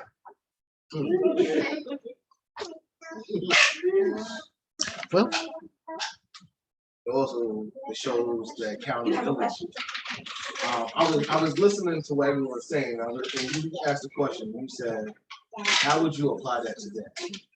And if you think about it, we know what bills we have. We know how much we pay monthly in our bills and in our food and things of that nature. But if we look at our savings accounts, we may not have a year's supply worth of money to maintain that. So it shows that if you wanted to really pay attention to what we're doing and how we can apply it, just taking a little bit of what we are bringing in each year to set it aside, to put it in a savings that we don't touch, because we're going to say this is our jubilee or this is our 7th year savings. That it only touches when the 7th year comes, because now you know everything still will be provided, but you were accountable, you were responsible, and you trusted in the Most High. Because, like you said, if you put in the work for those 6 years and you're following the Most High's word, you should expect that 7th year to bring forth something that you had never even seen before, a blessing in disguise. Perfect example, we live near a peach orchard across the street. When we first got here, the trees that they were planting then, we see them now. And we also see how they uproot these trees as well. So they're using these trees just for the profit. They're not using it for sustainability. So that's why the land is not flourishing and the soil is not regenerating the way it's supposed to. But I didn't cut my grass for a year. No, I didn't cut my grass for years. And Maisha said, we gotta cut the grass. I said, okay, but I want to see what's growing. And I'm having all kinds of things. I took my plant snap. I'm talking about milk thistles, dandelions, all the different medical herbs that everyone says, oh, you should get this, you should get this, you should get this. It's growing naturally in my yard, just naturally. Because I just let the Most High do what he did. The house owner strongly desired us not to let that happen. But now we gotta tell her about the fruition of her yard. Because she wouldn't have known had he not cut the grass for a year. But the Most High provided it that way. It was a great pulpit, pull around to the Most High still gives you things. Like you don't know what you could have until you trust the Most High and let him show you. She said trust. Yes. Oh yeah, trust. My bad. Oh, that's the thing. That's the thing. That's the thing for today. Yeah, we're gonna get to that word in just a little bit. Trust me. Adon, Nariah, you ready for verse 8? We're gonna go down to 13. Okay, Adon, okay. Verse 8. Kwe saparta leka ba Shabbatot shanim sheva pe amin kwe hayu leka yeme ba Shabbatot hashanim tesa kwe harbayim shana. And thou shalt number 7 Sabbaths of years unto thee, 7 times 7 years. And the space of the 7 Sabbaths of years shall be unto thee 49 years. Kwe ha abarta Shofar Teruah Ba Kodesh Ha Shebi Be Asor La Kodesh Beyom Ha Kippurim Ta Abiru Shofar Bekol Arzekim. Correct. Then shalt thou cause the trumpet of the Jubilee to sound on the 10th day of the 7th month. In the day of atonement shall ye make the trumpet sound throughout all your land.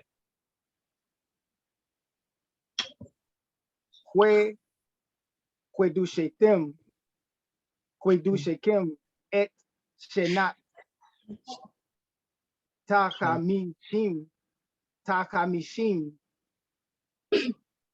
Shana Ukeratim Deror Baaretz Lekol Yosh Beya Yobel Hiwa Tifye Lekon Tifye Lekim Weshotim El Akuzato Hue Esh El Mishpakto Tashubu. And ye shall set apart the 50th year and proclaim liberty throughout all the land unto all the inhabitants thereof. It shall be a jubilee unto you, and ye shall return every man unto his possession, and ye shall return every man unto his family. Yobel Kiwa Shenat Haka Mishim Shana Tifye Lakim Lo Tizrau Huelo Tik Zeru et Sefruheya Huelo Tip Zeru et Nezerea.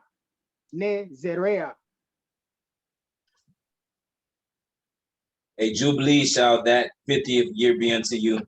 Ye shall not sow, neither reap that which groweth of itself in it, nor gather the grapes in it of thy vineyard undressed. Ki Yobel Kiwa Kodesh Tifye Lakim Min Hasadeh Toklu et Tebuata.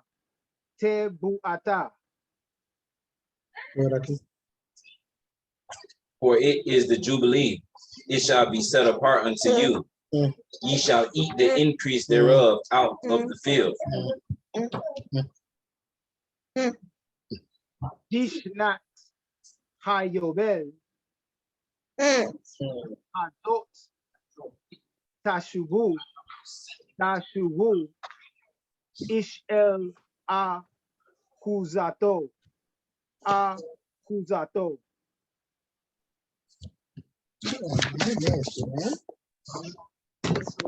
In the year of this jubilee, ye shall return every man unto his possession. Okay, so Torah. So the year of Jubilee is in what year? But you sounded when? When on the 49th? Which is what month? The 10th day of the 7th month. Okay. So 2 questions. 1, why would it be Yom Kippurim? And 2, what does that give you time to do?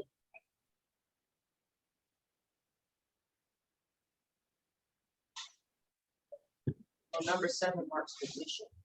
So the 7th. I don't know why the 10th. Before is the data just like so. So it's really like a pause, the shifting in mentality from being focused on to now focusing onto the creator in that sense. So just shouting so far that on the day that we're supposed to be putting our own selves and our desires for the creator is also the time when we sound the alarm to shift into the year of just walking and trusting into the creator.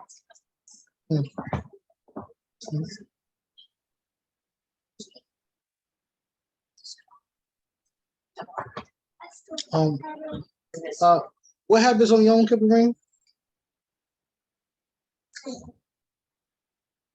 And so, Huh? to afflict your soul. Yeah, okay. You okay, yes, You yes. apologize. Yeah, okay. Forgive Yep. me. We're getting closer.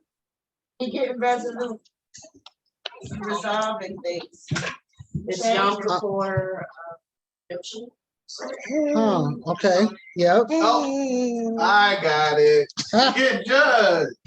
The day of judgment. Yes, the day of judgment. Also the day of what Akeem? Day of Atonement. It's the day. It's a yes. All of these words are great. I'm just looking for one word. And it says it. It said, what are you supposed to do on this? Yes, proclaim it. The year of Jubilee, you're supposed to do what? Is it a release? Yes. Let it go. Yes, it's the year of release. Atonement, the day of atonement, you should be releasing everything inside of you, afflicting your being, changing your mindset. This is also a day, this gives you pretty much 5 months to begin to shift. This gives you 5 months to begin to shift from the time you hear that your bell to the time where you are now releasing. So this is 5 months. This is sending everybody home to their family. So this is a release of slavery. This is also getting back what? We're going to read it later, but getting back your possessions. So that means if anybody's in your house, they have 5 months to do what? Get out. You got 5 months to get out. Got to go. You got 5 months to transition. This is your mindset. This is your being. This is, shoot, I had a lot of debt. All right, boom. Now let me get in a mindset of being free. If you were a servant, right, which you're about to read, if you were a servant for almost 50 years, you need some time before you can realize that you're free and now you got all your stuff back. If you were a servant for even 14 years, if you were in prison for 3 months, you need to, sheesh. You got to shift from somebody telling you when to lay down, when to rise up, when to use the bathroom, when to wash your behind. I need to buy some soap. You gotta worry about all of that. Now the Most High is giving you time on the day of judgment, on the day of, all right, you have been judged, you have been freed from all of that which was on you. Now you need time, because if the Yobel blew on the 50th year at on the New Year day, when would you have time to shift? Because you just went this whole year now on a drop of a dot. That's why New Year's resolutions don't work. Because you made your New Year's resolution on quote unquote January 1st. You didn't make it in the summer of the previous year. Because you didn't prepare your mental. So the Most High is telling you on the day where you are completely emptying yourself to begin to change. Yes, ma'am. So is that the reason for the all in the ear moment? Because some people have been working for so long, they're like, I wouldn't know how to do it on my own. So now at Yom Kippur, I have an opportunity to think about this for 5 months before the Yovel to say, hey, I don't want to be released. Just bore a hole in my ear and keep me as your slave. Because I don't know how to live alone. I don't know how to function on my own. I like it here. It's comfortable here. I don't want to leave your house. So I think that's another reason. I agree for you to think long and hard about what you're going to do, because That's a long time to have worked for somebody. Even if it started the 17 years or 15 years before your bell happens. So in the sense of the all in the air, right? The Most High said when you go to Exodus, I believe that's 21, that you have to let them go in the 7th year. So Hebrews can only work for other Hebrews for 6 years. In the 7th year, that's when you'll be able to go free. So this is a person who's fell on hard times and you've been there for that amount of time. So let's say you fell on hard times in the 13th year, you had to sell your property, which we're going to get to because this whole chapter is about that. You sell your property. Now you have 37 years of, look, I can't make it. I'm a little down. Let me come work for you in your house. Now I've been working for this man for 37 years. Abimelech, a grown man now. So I've been working for this man for 37 years. Now I know that your bail is about to come up. All my credit's about to go back to 800. HalaYah. All of that's about to happen. All that's occurring, and now I'm able to even get my house back. I'm about to get my house back, my land, everything. All right, now I need to start shifting. Everybody gets in Yisrael, everybody was supposed to get one reset in your lifetime. One reset in your lifetime. And if your mindset did not reset, you're going to end up right back where you left off at. If you didn't release what you were supposed to release, everything goes right back and you end up right back in that situation. Yes, sir. So when does the count begin? Do we count? Is the count an individual count? Or is it a collective count? So okay, you talking about that? No. Your bail is national. Now, so basically you would start from the time we actually go into the land and then count to 7 from there. Okay, so all of this is when you go into the land. So everybody starts on the same count. Now, Exodus 21 is different. So when you fall on hard times, and this is for the Hebrew slave, for that 6 years, that's different. But the Yobel is a national count. Yes. So you're not gonna have 50 years before I have 50 years. Right. You might enter on the 4th. Okay. I might enter up the 10th. She might enter on the 11th. Okay. But the 50th, everybody knows when the 50th year is coming. Because you gotta know, because I gotta get my stuff back. So everybody has to know. So okay, when do we start the Yobel count? When do we start? Well, okay. Yeah. That's a good answer. Okay. Okay. Shows the Shavuot. I said when you enter into the land and I give you all this stuff, that means we had to been there for a while to see these crops grow, to have to pick them and do all of this stuff. Okay. So the start. When does it start ticking? Like when? Are you talking about then? Or are you talking about now? No, I'm not talking about then. Well, I'm talking about if we was to go back, like if we was to go back from, let's say, all of us January 2023. Mm-hmm. When do we start the count for Yobel? That would be year number 1. So as soon as we move in. Yep. The time starts ticking because now it's like now y'all have hit the clock. So I have a question because of that. There are a group of Israelites who migrated there in the 60s. So does it start for them or us, or it's not? It doesn't even apply yet. Because all you did was just move. One, they're not even citizens. It's hundreds of them. But I'm asking if that would account. No, it wouldn't have counted because the nation hasn't been established yet. Okay. So once the nation is established, now it's like, all right, boom, now you can hit the clock because that's our land now. They're not on their land. They got some land that them people gave them. So this starts when you get to your own land, which is why in the beginning it was talking about your field. When you have your field, this is what you do.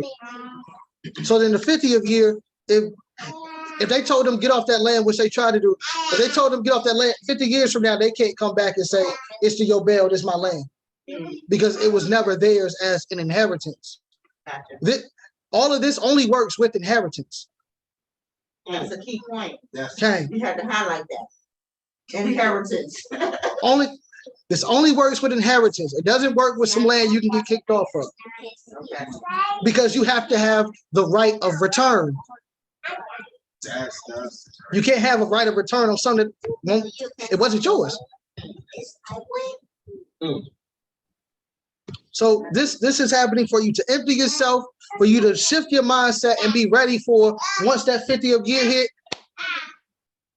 Now you are now shifting to, well, it's gonna tell you, but that's just, it tells you about the freedom part before it tells you about everything else with your belt.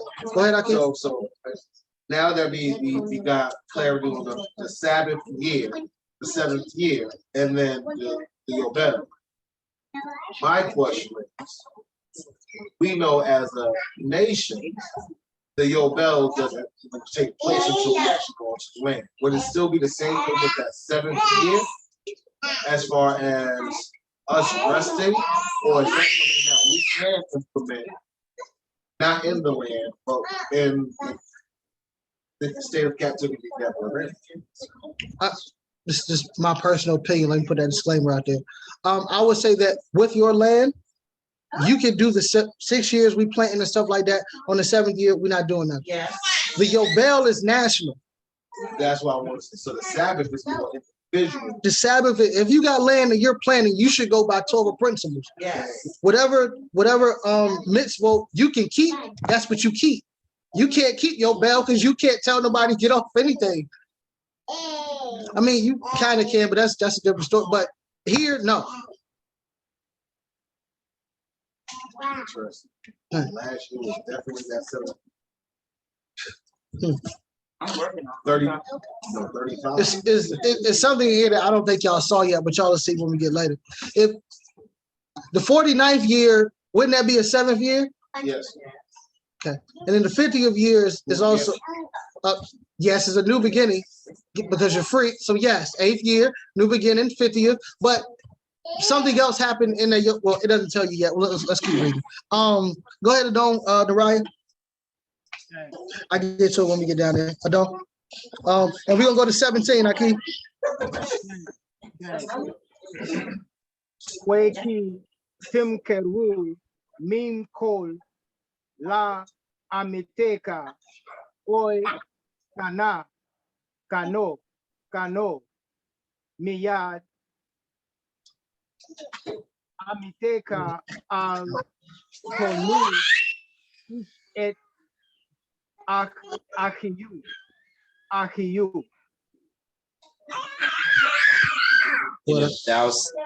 And if thou sell aught unto thy neighbor, or buyest aught of thy neighbor's hand, ye shall not oppress one another. Be mispar, shanim, akar ha yobel, tikena, me'et, amiteka, be mispar, shene, tebuot, yimkar, lak. According to the number of years after Jubilee, thou shalt buy of thy neighbor, and according unto the number of years of the fruits, he shall sell unto thee.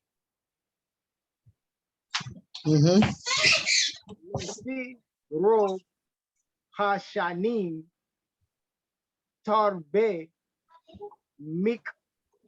Miknato Ufi Meot Shema. Hashanim Tamit Miknato Ki Mispar Tebuot Who care According to the multitude of years, thou shalt increase the price thereof, and according to the fewness of years, thou shalt diminish the price of it. For according to the number of the years of the fruits, doeth he sell unto thee. Welo Tonu Ish et Amito Hue Yarueta Me Eloheka Me Eloheka ki ani Yahweh Elohekem. Ye shall not therefore oppress one another, but thou shalt fear thy El, for I am Yahweh your El. Okay. So when it comes to selling the land, how do you sell the land? According to what? Evaluation To the of crops. time. Okay. According to crop. So the more the so is it about location or you it's just about According to the years of the Jubilee Mhm. and the number of the crops. That's Okay. how you sell the land. So you have to, what they call it, prorate. Absolutely. You'll be prorating the price on the amount of years to the next Jubilee times what that plot of land would yield. So you can't sell your little front yard that's this size of a front yard for $1 million and then based on because you want to sell it that way. No. How much produce does this yield? Okay, multiply that by the amount of time, that's the price. Okay, is this how much money it would make me? So this is what I'm charging you. Okay. 18 through 22, Akeem. Okay. Kwa asitem et kukotai kwe et mishpatai tishmeru kwa asitem otam kwi shaptem al haaretz labetak.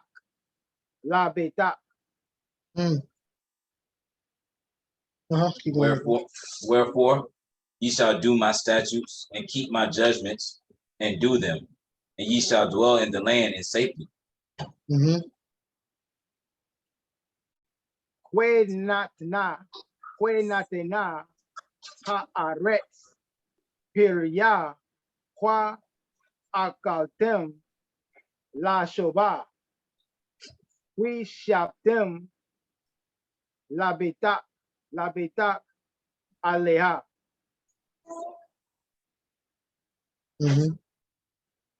And the land shall yield her fruit, and ye shall eat your fill and dwell therein in safety. This word get good. Okay. Kweki tomru ma nokal ba shana hashebi eat henlo nisra kwelo neesof et te buatenu. And if ye shall say, what shall we eat the 7th year? Behold, we shall not sow, nor gather in our increase. Kweziviti et birkati lakim ba shana ha shishi kwe asa et hatebua lishlosh ha shanim. Then I will command my blessing upon you in the 6th year, and it shall bring forth fruit for 3 years. Uzratem et ha shana hashe minat kwa akaldam min hatebua yashan ad hashana ha te shiit ad bo te buata toknu yashan. And ye shall sow the 8th year, and eat yet of old fruit, until the 9th year, until her fruits come in, ye shall eat of the old store. Okay, I pause right there, Akeem. Most High is amazing. This word right here, right? What's this word, Nariah? Which one? Where we at? I was looking at my Torah. Okay, that's la beta. La beta. Yeah, okay. I could ask you, Iman. I know. La beta. So we know that the llama is a what right here? So, Okay, a prefix, right? Okay, so that's 2, or some would say with. And patat, what does that mean?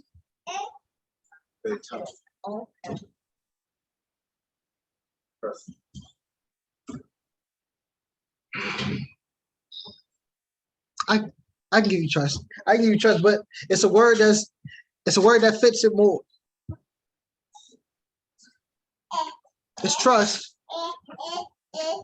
If you trust in somebody, then you are something in them. Secure. Well, so secure is this word. The root of it. Oh no, yes, but belief is a stronger word than belief. Yeah. confidence. Confidence. So it says, if you observe my laws and faithfully keep my rules, then you will live in my land. It says in security, but in confidence. I know he did. I have no words. Okay, when you are confident in something, you are secure. If I'm confident that I got a big brother that can beat up everybody, I walk around school like I can't be touched. I am very, very secure. I am confident. So I might even start some mess knowing that my big brother will tear you out the frame if you do something.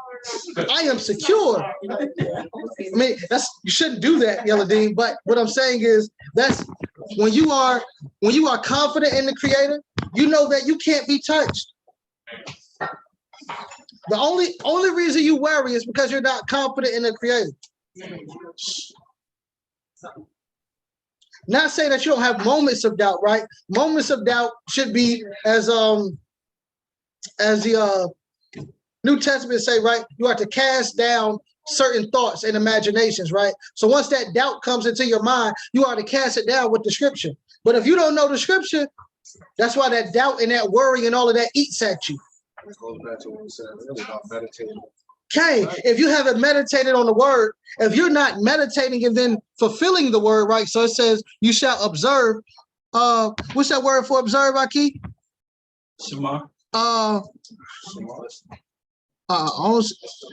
think this is Second word. that word for observe, is that where asatikum?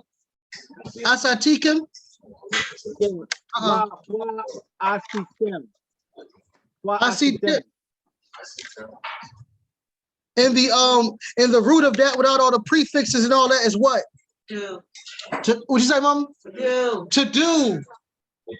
This word observe should not be observed. This is not shamar. No, we're not watching it. This is not shamar. This is asa, which means to do. That means you putting in work. You shall put in work. That's what this means. You don't just watch it. When you put in work and faithfully keep, now that word is shamar. But when you asa and shamar, that means that you're doing it and you're preventing anything from stopping you from doing it. So you're doing it. I'm protecting my work. Yes. You are faithfully keeping. Man, can we break down some of these words? The Most High is he put it in order to where you can't get around it. The emunah has to be caught up in it as well. If you don't trust in faith and believe in what the Most High is telling you, then it's not going to happen for you, and you're not going to. Wherefore you shall do my statutes, my judgments, and keep do. It says, and keep do. So that same word that's here for this is over here where it says, teach me rule, where I see them. Is that right and right? I think that's right. Teach me rule way. I see them. Yes. Okay. So this is when you guard and do. So not only will you do them, but you're going to guard and do them. So he's telling you, whatever you do, just do them. Do them. Don't worry about nothing else, because if you do it, you'll have confidence that he's going to keep his word. The Most High doesn't fail. You fail. The Most High doesn't lie. You lie. The Most High doesn't slip and, oh, dang, you know, I was supposed to bless you. I'll do it next week. He don't drop the ball. You drop the ball. So if you're not faithfully doing, watching and doing, then there's a problem. That's why you shaky. Sorry, Israelites. Sometimes y'all shaky because y'all don't trust the Creator and his word, because you know you're not doing his word. That's on you. It's not on him. Don't blame him for you. Blame you for you.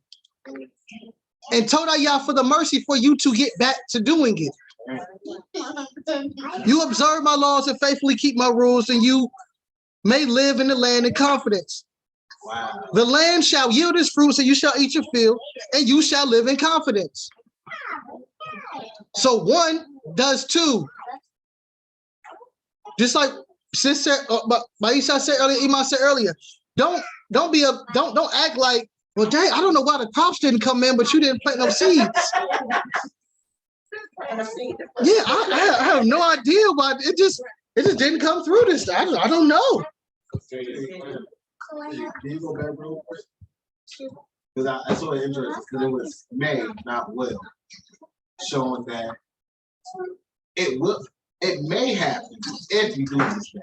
Okay. It's not guaranteed to happen, because like you said, if you're not doing what you're supposed to do, it won't happen at all. However, if you are doing what you're supposed to do, then it will happen. But it's a may. Because you being obedient allows something else to happen. Like, it's like when your baby asks you a question, they be like, can I go to the bathroom? And you say, you may. You have just allowed that to happen.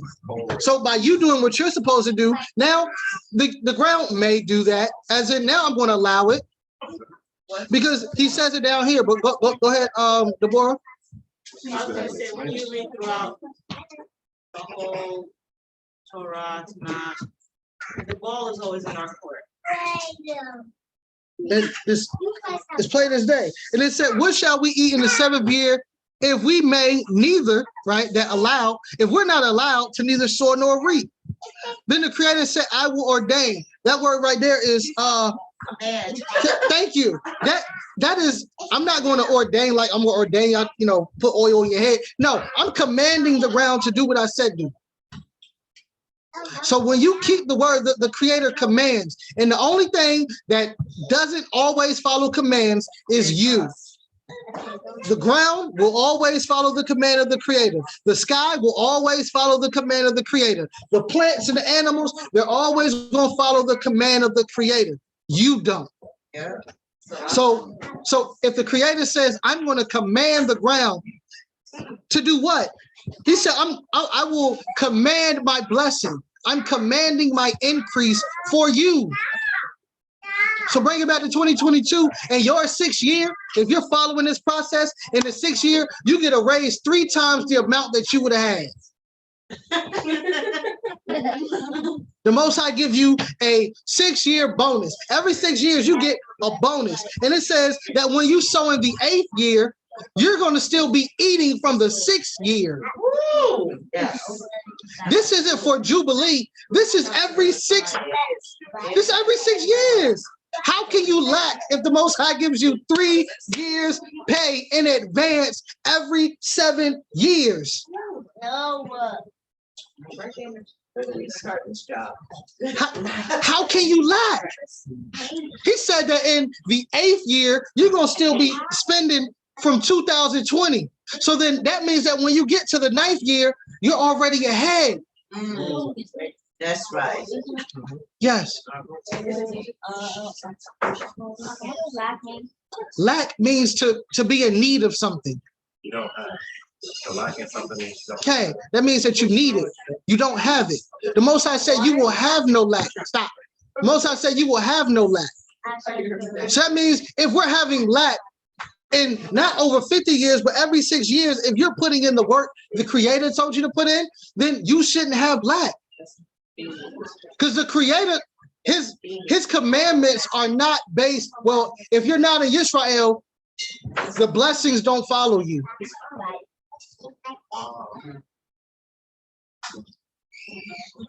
Did he say that anywhere in Torah? Mama, you've been reading Torah a little bit longer than me. Does he say if you keep my commands anywhere but the land, you won't get a blessing?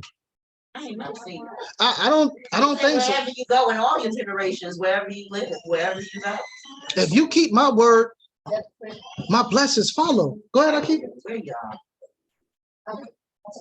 Well, I was gonna say this pattern has been seen before from the very beginning. You were given a lesson, I had to do some digging. I was looking. So I had to go back to the very beginning, Genesis 2 and 15, where the Most High put a dime in the Donnie Don, that place of splendor that I keep on talking about. And he told him to work it and to guard it. Same concept.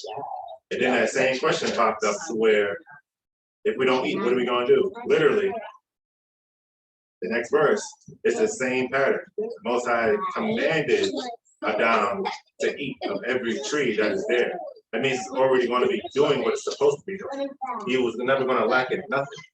All he had to do was to guard it and keep it. So the pattern repeats itself. It's a place of obedience. That's heaven. Yes, when you got everything you need. Look at that. When all you got to do is work it. How many of us got our bills paid, roof over our head, food that you can get out of the refrigerator, the pantry? This is the type of stuff. But imagine that on a large level. And you got to think about it like this. We were so agrarian, and we were out in the country. There wasn't another house for another country mile. You have no Walmart. You understand? You have no place you can go, no Aldi's. This is all you. What are you thinking about throughout these years to make sure that you're good? Because especially if you know you can't plant or pick anything in the 7th year. So what are you thinking about? In my mind, I'm thinking about grain. I need flour. I'm gonna put grain away. I'm gonna put away things that I know we can, like we do the what's that, canning now, right? What did they do back then? They did grinding and do the salt, and they buried their stuff, and they did things to secure the bag for later on. And we would think that the Most High wasn't going to provide for us before we even came to the earth. There was trees and stuff for you to eat. So I see the pattern, and it's going to happen again. So I'm thinking about when the world was all one mass, right? And Africa and Europe was together. The Creator commanded a body of water to separate that land.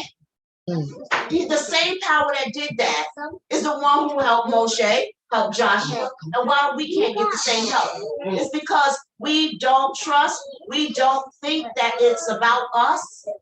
This is not about me. And I'm just living my time out here on this earth until I pass, and then somebody else can do the real work. Because that's what it's really all about. Because how come we don't have what we need right now? Where's your stability in your mind? I didn't believe what the people told me. But when the Father said, Kokami, you can sit down, I sat down. I said, I'll get back up again, but right now, I'm going to accept this moment because I knew that I felt secure. I felt confident. But I wasn't confident when somebody else told me, oh, you're all right, go ahead. I said, well, what about the bills? Oh, don't worry about it. You won't have to pay. I'm thinking to myself, you lying. Another thing, you told me about the loan. How come you use the word loan instead of grant? If you're going to forgive it, right? It's the double talk. Father doesn't give us double talk. He tells you what it is. He tells you what to expect. And so the same way Adam had food ready for and prepared for, it's the same way we come into this earth. Everything is already there. We just have to maintain it. Somebody told me the reason why we're having earthquakes is because humankind is pulling out the natural resources that keeps the platelets lubricated in the earth, right? The lubrication is gone, or it's not being replenished. They're taking it out at a tremendous rate that it doesn't replenish itself. So the earth is going to go through the turmoil. It's the same thing when we're planting it, picking it. Don't give the earth no rest. So in my mind, you are from the earth. If you don't rest, what do you think is going to happen to you? HalaYah for Shabbat. If it wasn't for the Shabbat, we would work ourselves to death. That's what they tried to do to us in Egypt. They did not give you the Shabbat. When he said, let my people go, why did they want to be let go? He said, let them go so they can do what? Worship him. Serve him. We were serving everything else, worshiping everybody else, and working ourselves to death. So the Most High said, no more. So these rules are not for us to be feeling limited and, oh my gosh, what are we going to do now? I'm excited. I'm thankful. HalaYah, I get to chill. Do you know how hard work I do? I do work that put calluses on your hands. So for me to say I got a year to rest, my doctor just told me, the thing that would make you well is if you just rested. I said, well, how long? You said if you could take a whole year off, that would be awesome. Wow. I said, pay all my bills and I'm there. What do you mean? He said, if you rested your body for a year, you'll be fine. It would reverse itself. All my situation, he said it's overworking your muscles, overworking your bones, overworking your body. That's what these people do to us in order for us to have $1 and make $1 out of 15 cents. So the Most High is saying, that's not my plan for you. That's not my plan for your children. So guess what? If you can't pay the bill, guess where the bill is going? To your children. It's opposite. The Most High is saying, the land I give you is yielding all this produce. All you have to do is maintain it the way I explained to you.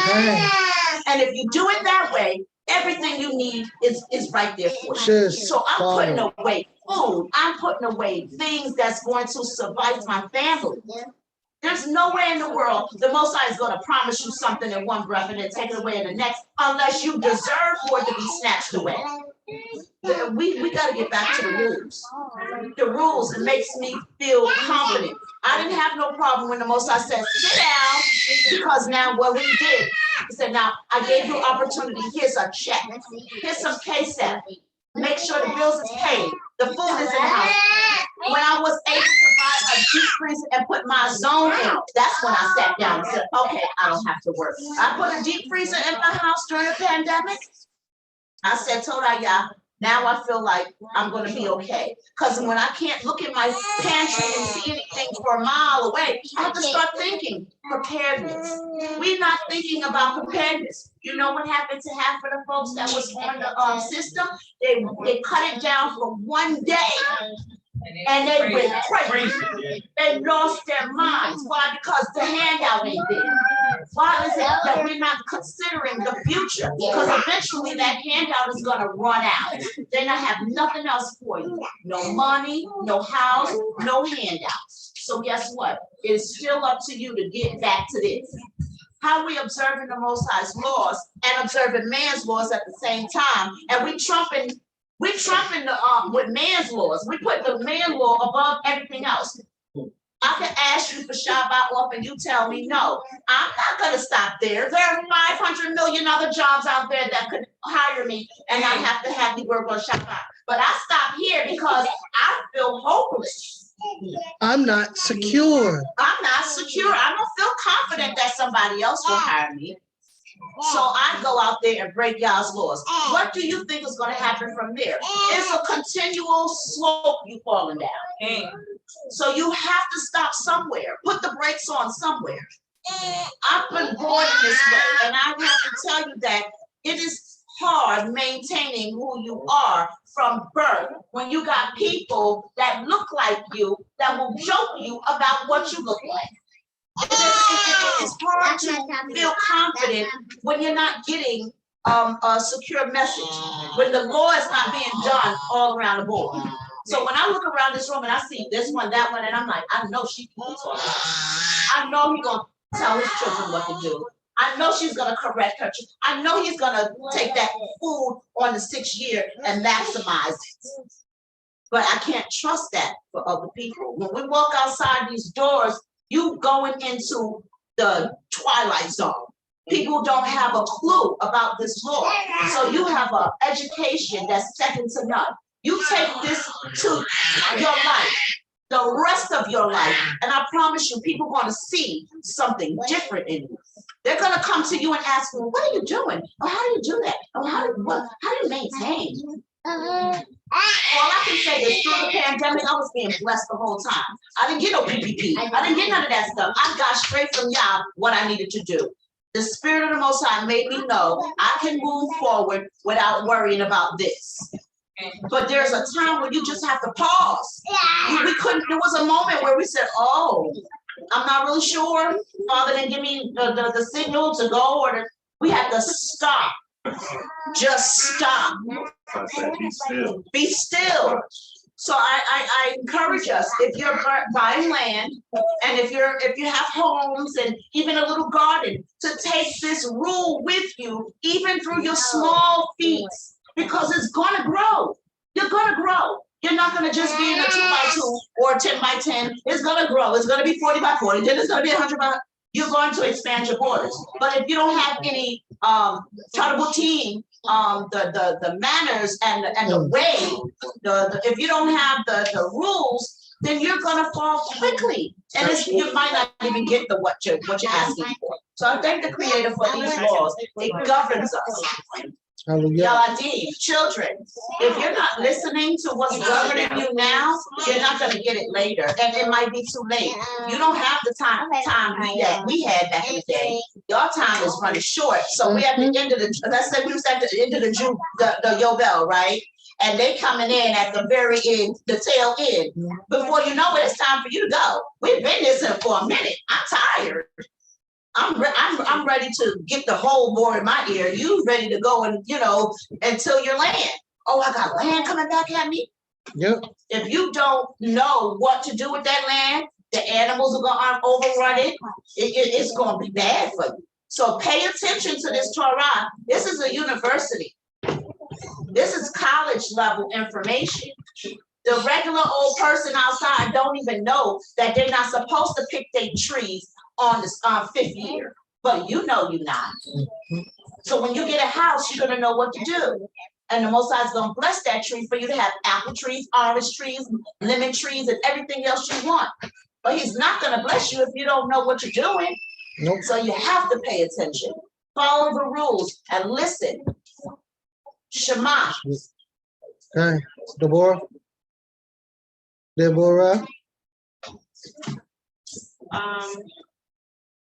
I was gonna say that the only people that's not getting it is us. There's universal laws. There's things that are in place that the Most High he deems it for everyone, right? But we are His chosen. You know what I'm saying? So, but we're not getting it. There's certain it's in all your dwellings. It don't matter where you are. But there are things that He put in place for us, He always put it in writing. Always put it in writing. Always put things for us to follow in writing. Because we're a little slow in the head. So He had to get to that place in writing. Till this day, present day, there's things that are in writing. Everyone follows rules. It don't matter if it's a white man, Jewish man, Native American man. There's rules that are put in place for you to follow. If you seek the Creator, He will show you a way how to be crafty like Yaakov. like Yaakov, so you can inherit what Yaakov inherited.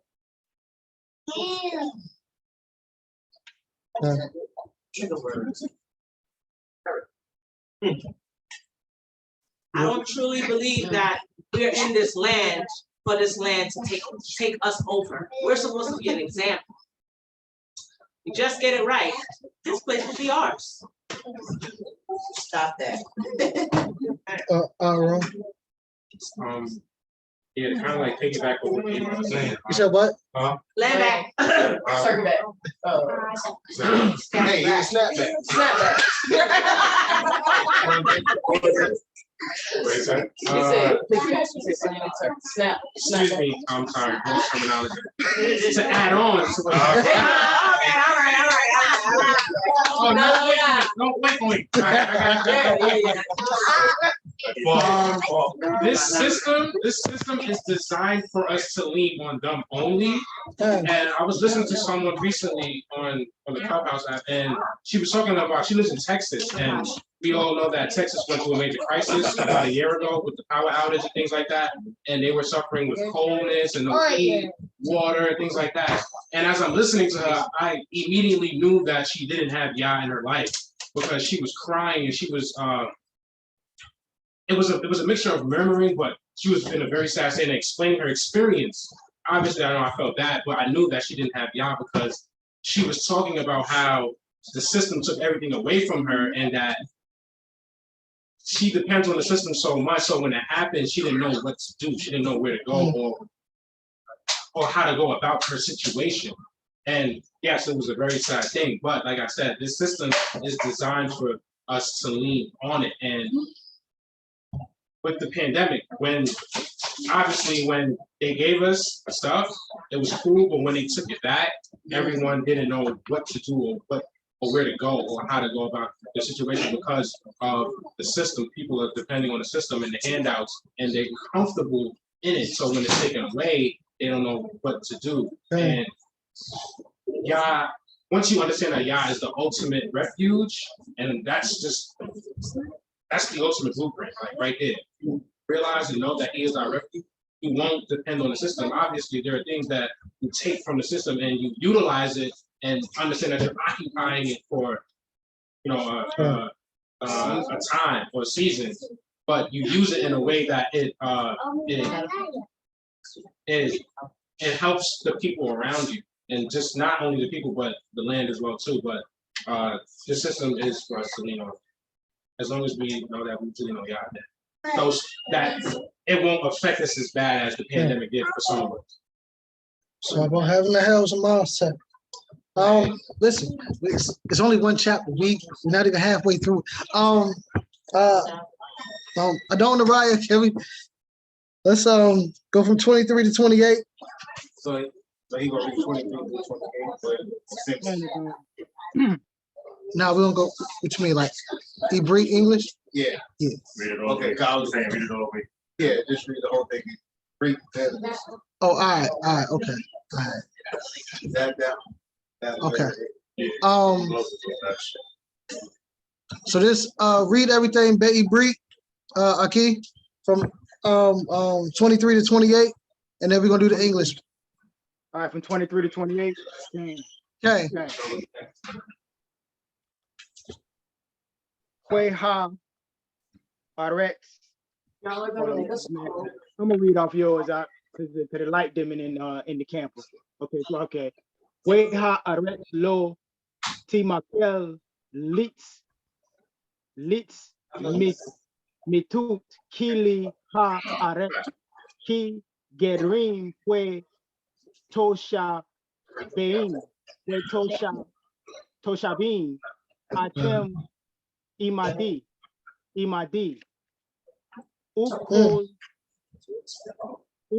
ubekol eretz akuzatkem geula titenu laaretz ki yamuk akika umaka me akuzato uba go alo ha Hakaro, Elayo, fue Gael et Mimka, Akio.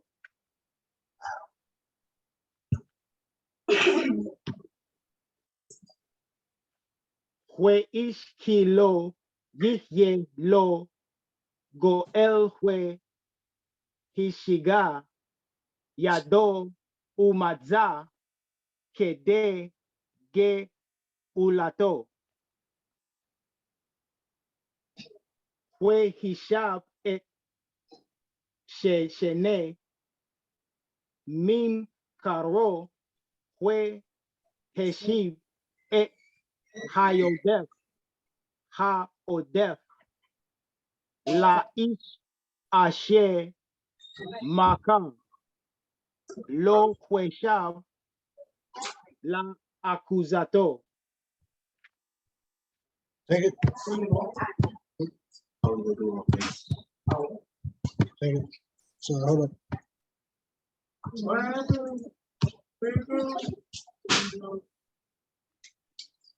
Okay. Hueim lo Matzea, Yado de Ha Shiv, Lo Hue Haya, Mim Karo, Beyad, Ha Kone, Oto Ad Shenat Ha Yobel, Hue Yadza Ba Yobel, Hue Hueshab La Accusato. Okay. Go for English, okay? The land shall not be sold forever, for the land is mine. For ye were strangers and sojourners with me, and in all the land of your possession ye shall grant a redemption for the land. If thy brother be waxen poor and have sold away some of his possession, and if any of his kin come to redeem it, then shall he redeem that which his brother sold. And if the man have none to redeem it, and himself be able to redeem it, then let him count the years of the sale thereof, and restore the overplus unto the man to whom he sold it, that he may return unto his possession. But if he not be able to restore it to him, then that which is sold shall remain in the hand of him that hath bought it until the year of Jubilee. And in the Jubilee it shall go out, and he shall return unto his possession. Okay. The main verse here is verse 23. But the land must not be sold beyond reclaim. For the land is mine, you are but strangers resident with me. So one is that, or in general, this is saying that the land can't be sold beyond redemption. It's some pieces of land that can't be sold beyond redemption, which we'll get into. But this part is the main part. This is not Yisrael's land. This is not Yisrael's land. It's not your land. This is the Creator's land. And you're renting. Right. You're nothing but that's crazy. You are so the land that our ancestors fought for, all we did was fight for the right to rent, not to own. You inherited a piece of land to serve the Creator. If you have a servant, usually, right, when you talk about servants that are in your gates, your servant lives with you. But when you are no longer serving the Creator according to the way he wants to be served, what does he do? You get removed from the land. You get put out because you're not serving your purpose. And he can place wherever he wants. And he can play. That's why he said, that's why he told Abraham, look, I'm gonna put your people in the land. But first I gotta wait on them to continue messing up. So they tip the scale, and then I'm gonna put them out my land. He said, I didn't choose you because you were more numerous. I didn't choose you because you were great. I chose you only because of your forefathers and because they're abominable. That's it. Don't get too high, Yisrael. Ah, man. Don't get too high. The land is mine.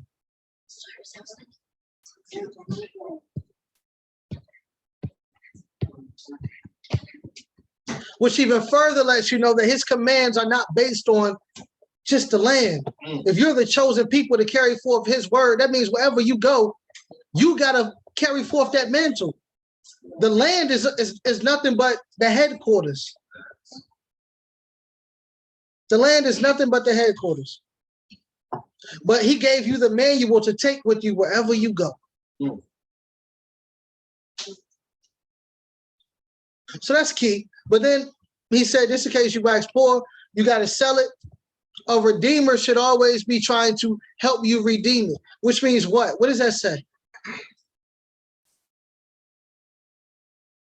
If one of your kin is in straits and has to sell part of a holy or inheritance, the nearest redeemer shall come and redeem what the relative has sold. It's about being in a relationship with your family. Say that again, Mom. Having a good relationship with your family. Like, how you don't know where your brother is? Go find your brother, go get your brother, go pay and get him back. Like, you can't redeem your brother. The only reason why I have a problem with this part is that we're not family oriented. Nope. Because I mean, there's no way, first of all, that as a family, we're not putting away something every time we get paid to go and get my brother from wherever he's gone. Because I know a lot of people will leave their brother right there. That sounds like a you problem. Mm-hmm. That's so unfair. But I thank the Creator for putting fairness into Torah, into the fabric of the law. You must be there for your brother, your sister, your nearest kin. We're family. Why is it that we don't know our family? And then he put a fail safe in it. Go ahead yourself, and I'll talk about this fail safe. I'll share a little story. That's something that's going on in real time. So my father's side of the family, they're from Trinidad, and in Trinidad right now, there's a lot of little murders going on right now, to where we had 4 members of my family that passed due to murders. Kind of like what Hima already said, I didn't know this, right? So the families that are in Trinidad are going through turmoil. I feel some type of way, but in a sense, me being transparent, I don't, because I don't have the connection with them like how I should. And here's another thing, my great aunt called me yesterday, and we were talking about the situations that's going on in Trinidad, and me being a constant thinker that I am, I'm like, why don't we just as a family get them out of the situation that they're in? But here I am still saying I don't have a connection with them. It's an oxymoron. So that connectivity with the family is key in order for you to, one, even make those type of moves in order to help your brother or sister or whomever is in a situation dire, especially like how it is there now, to where you can shoot, buy them a home somewhere else, relocate them out of the slums that they're at for the families and protection like that. You know what I'm saying? So that's just a thought that just came to my mind about that. Just a defense thing. You considering your family. That's true. Interesting thought just came to my mind. Based upon what, and we don't know our family. A lot of us don't know our family. We've been scattered, we've been dispersed. We have kin out there that we have never even seen or laid eyes on. But when we're looking at the family units, the communication, the family traditions, our families are all supposed to be on the same accord. When I say, y'all are my family, I know that if I say, hey, Daud, keep your meal for us for a year. Why? Because there's something that he needs to learn right now at your house. We can trust our son with you, knowing that he's still going to have Torah. But we have family members that we are born with that we know don't keep Torah. So then I thought about, why would my brother or my kin be in a poor state if they were keeping Torah? Now I'm starting to wonder, what did you do in order for you to lose the blessing or the inheritance that the Most High has already promised, unless you were doing something against Torah.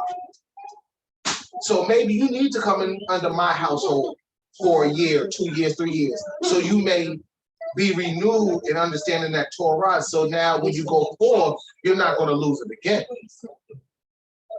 But if we're not learning these lessons and we're not learning these fundamental practices and we're not sharing them, we're going to continue to be in the cycle that we are in regards to, oh, you're not keeping Torah, so I'm just not going to deal with you. You're not wanting Torah in your life. I'm not going to deal with you. And continue that division versus trying to bring them in and showing them how Torah works. Because when people see Torah works, they want to be a part of Torah. And that's why they said we're supposed to be a light to the other nations, because they're going to see us.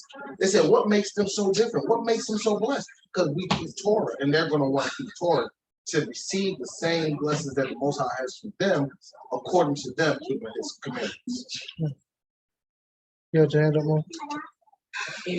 My husband found his way into this way of life through me. His family don't observe this way of life. His brother had a stroke 5 years ago, and it left him an invalid. He can't move by himself. His left side is dead. Well, he won't move it. I think if he tried hard enough, he could. But since the day that my brother-in-law had this stroke that got him down, his brother has been there as his keeper. So the true question was, am I my brother's keeper? And his answer was, yes, I am. Well, he had a conversation with his brother, and his brother had asked him, if you was in this situation, you think I do the same thing for you? Or somebody asked him that. If you was in the reverse situation, do you think your brother would take care of you the way that you taking care of him? He goes to his house after work 2 to 3 times a week to make sure that his brother is good. Whether he's tired, don't feel like it, don't feel good, whatever, he still does it. Because in his mind, that's my brother. But that's a Torah mind. But you gotta understand, the Most High woke him up because he had a Torah mind. Let me tell you that. Why? Because he didn't know that that's how you're supposed to behave. He was always like that. That's his character, right? The other brother doesn't have that type of character. Yeah, he's a good guy, but the character is something in there that, like with Abraham, there was something in his character that the Most High saw, that he grabbed him up and said, yeah, we cool. David, he had something in his character. Was David perfect? Absolutely not. But the answer had to be, like, he was thinking about it real hard. Wouldn't he do something like this for me? I'm talking about washing your brother up. Okay? Changing pamper of your older brother. He's older. And then changing bed and making sure he take a shower and shave. And this is 2 to 3 times a week, every week since 5 years ago. They didn't have a good relationship before that because brother moved away, went into the military, and forgot everybody. But my husband never forgot his brother. When he came back home from Gulf War, he was, a little off, but he was still brother. He had family, relationship, all of this stuff, and they in the same state and barely saw each other. But now they see each other every week because it's in my husband's mind that I am my brother's keeper. But the question is posed, would he do it for you? And it was an emphatic no. Not only is it not in his character to do so, but he doesn't have Torah in his heart. He doesn't have that teaching in his regular, every week, every Shabbat, every day. We talking about Yah, building on that. His brother doesn't have that. So I can understand when a man said, I can tell the lady didn't have Yah in her life. You can tell, people can tell that you got something other than ... in your life. You understand that it's not just religion, it's not, you got a good job, or girl, you got good education, huh? They can tell that there's something else about you.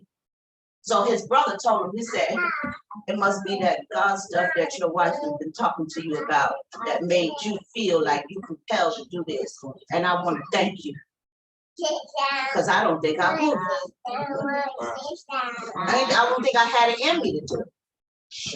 Now, mind you, he's been trying to teach him and tell him. His brother told him, he said, whatever y'all doing, continue to do and do it together because that's what's keeping y'all. You know, you have the mind of that's my brother, this is my sister. We're family because we made that happen. You understand? There's a proverb that said that there's a brother or neighbor closer to you than your own brother. And the reason for that is because your neighbor have your best interest at heart because y'all been looking out for each other for a good minute now, right? You know what he likes, you know what he don't like. And you understand because y'all kind of living in the same proximity. You understand each other. Esau and Jacob walked away from each other for a good reason. They ain't walk away, they had to run away. But the point is, the character was different. And they were the same. Somebody said these were the same men. One just had the worst side of Jacob, and Jacob was the good side of himself. Esau was the bad side of himself. So between these two people, they made up one person that had to make a choice between good and evil. We are from a greater cause. We have to make a choice every step of the way. Are we going to do this? Or are we going to do that? Are we going to make this happen? Or are we not? Am I my brother's keeper? I have to make a choice of whether you're my brother or not. I had a brother that walked out, and I didn't see him for 7 years. He came back, name was changed, look changed, and told my, hey, sis, I don't know you. I don't know you. We have to get to know each other again. So it's a lot that goes on with family. Family is a hard pill to swallow. You could be a friend before you can be a family. So we have to learn. Mosai showing us through the stories how to be a family. And even through this law right here, go and redeem your brother. That's family business. This is about survival.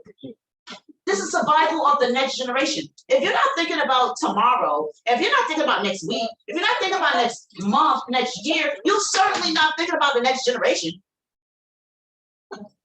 This is about family. This is about inheritance. How do you leave inheritance to your children's children's children if you don't even know who your family is? I don't. Look, go about your business. We ain't family no more. I break up with you.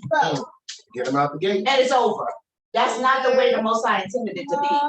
Even with Esau, I heard the way Shemaiah broke it down to the Torah portion with Kukotai. He said Esau had an opportunity to get back into the covenant when we was coming through the King's Highway, and he said, well, you know what? We don't want to buy nothing from you. We got our own water. We won't touch nothing. We just want you to let us through so we don't have to go and run into the Amalekites and stuff, right? Can you let us through? And I was like, no, you go get your own way. And I was like, man, what we brothers? He said they had opportunity in that moment to regain part of the covenant. Just come with us.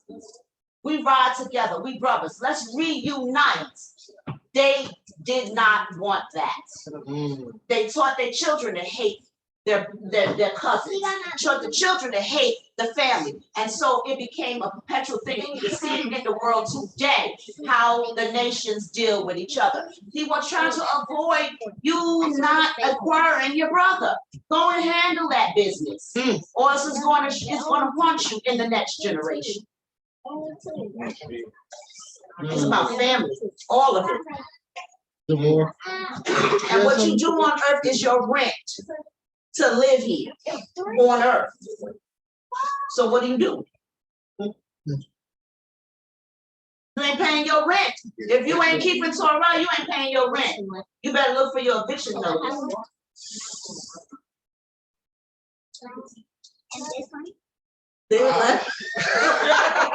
That goes back to what you said earlier. No,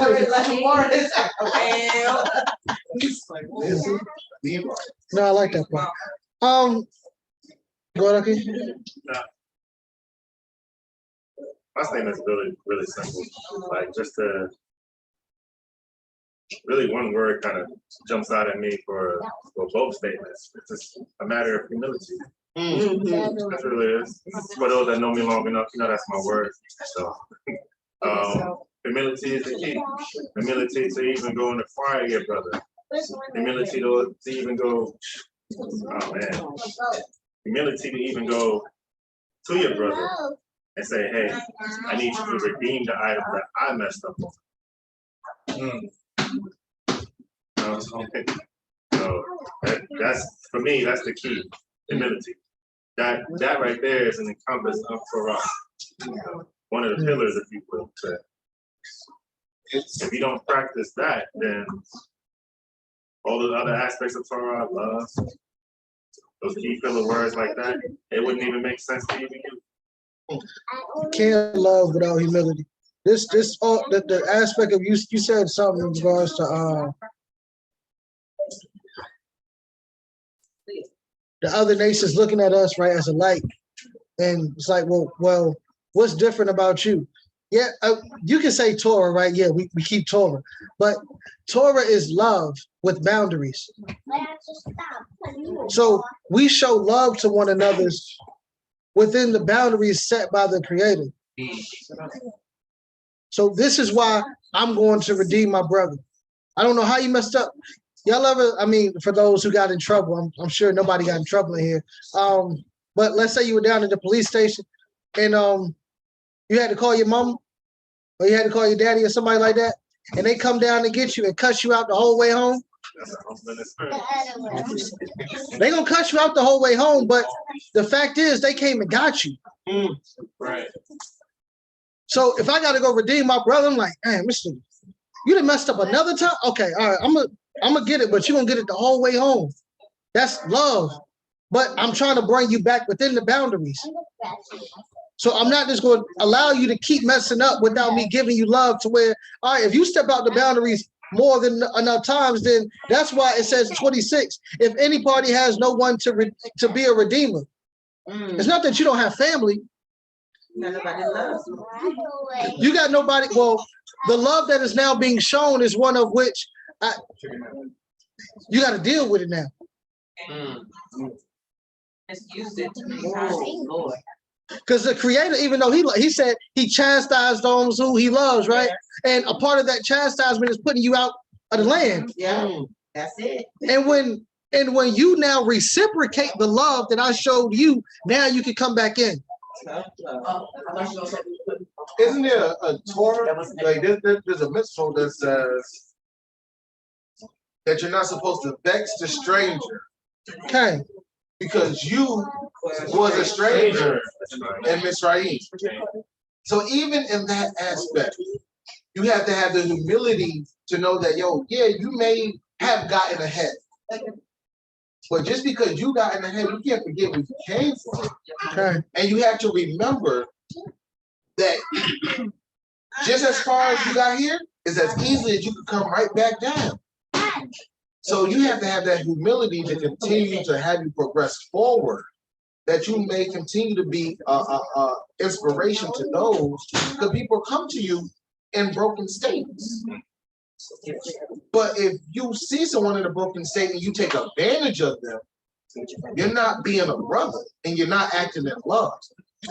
Therefore, you're not keeping Torah. So this is the pursuit to improve. Yeah, this is all one chapter. This is the pursuit to improve is what keeps somebody willing to love you. And I don't know if that makes sense, but it's the pursuit to improve is what keeps somebody willing to love you, right? Like the Most High said that you shall be perfect, right? But you have a process of getting to that perfection, and on that process of getting to that perfection, when you mess up, when the difference between Shaul and Daud is that Daud always wanted to improve. So even when Daud messed up, the Most High would tap him on his behind. But I know that you're going to get up and you're going to keep moving. For a righteous man falls 7 times. Okay, so that means that 7 times on this path you're going to slip. But the goal of a righteous man is to improve to where that doesn't happen again. So if I see my brother who he's slipping, it's like, dang, you messed up. All right, boom, I got you. All right, but I see you improving, and boom, you slip again. But if I see that you are a consistent slipper, That means that you're not trying to improve. That means that now, as the Creator did, now I'm gonna back up, I'm gonna move until they seek my face. Isn't that what the Creator did? I'm gonna leave until now you have to seek my face. Now I'm not gonna be found by you because you didn't want to improve. You didn't want to improve. It's not that you slipped, it's that you didn't want to get up. So instead of standing up and walking, you decide to move on your belly. And the only thing that moves on his belly is a snake. Ooh, okay. We can keep going. Say what is that, Mom? From the snake man. Yeah, yes, ma'am. So that is, I don't want it to be misconstrued of, oh, well, because you messed up 4 or 5 times that somebody's supposed to take their hands off you. No, it's when your mindset is in a constant loop of, I'm not seeking elevation. The Most High said, come up. So if you're climbing a mountain and you slip, it's always something that the Most High is the harness. But if you're not climbing the mountain, he just gonna leave you down there. In this life, it's not growing. It's dead.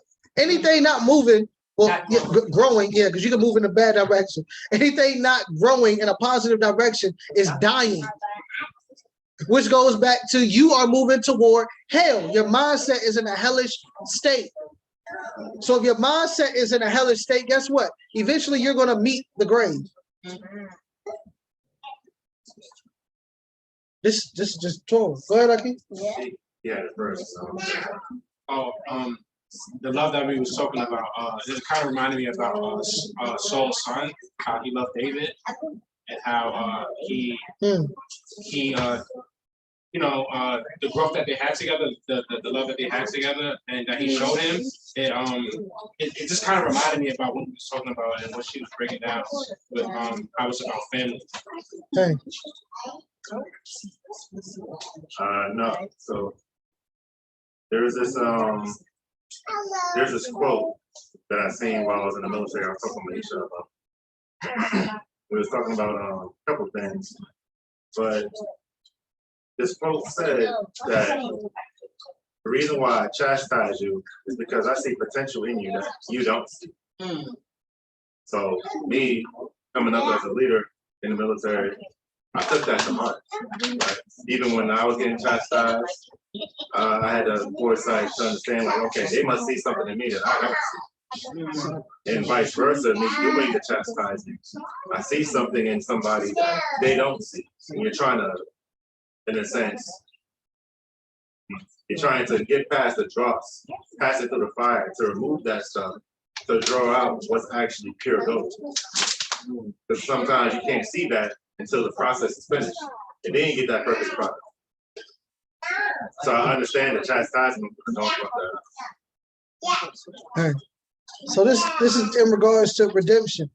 Now, the fail-safe that I was talking about earlier is when there's nobody to redeem it, or when that party is not able to redeem it themselves, the Most High restarts it over, well, at Jubilee, right? So you get it back at Jubilee, but now you have to make it to Jubilee. Okay, now you got to make it to that. Now you got to make it to that moment. And some people take for granted that they're going to make it to that Jubilee. Everybody doesn't make Jubilee. Everybody doesn't make Yom Kippurim. So if your mindset is, well, I know I get it back at year 50, I'm good. Then how do you know you make it in between that gap? So the goal is not to have to do that, or to make sure that you are progressing to a point where somebody who is able to redeem you has the want to redeem you.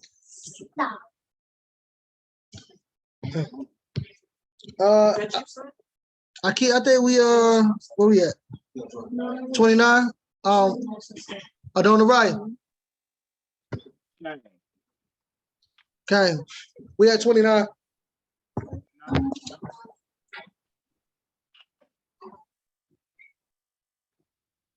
Kwe ishki yimkor Bet Moshav, Ir Homa, Hue Haita,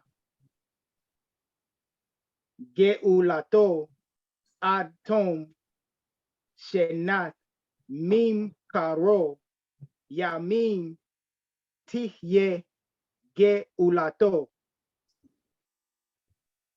How far are we going down, Adon? We're going down to 34, Akeem. Okay. We'im lo Yigael ad Melot lo Shena te Mima Huekam Habayit Asher Ba'ir Asher lo Koma Latze mi tu hold up slika Latze mi ta tu Latze mi ta La kone oto le dorotayo lo yetze bayobel ubate ha katzerim asher ein lahem koma sabib al sede haaret yechashev geula tihye lo u bayobel yetze Hue are hale huyin bati are a kuzatam geulat olam tihye lal huyim kwa asher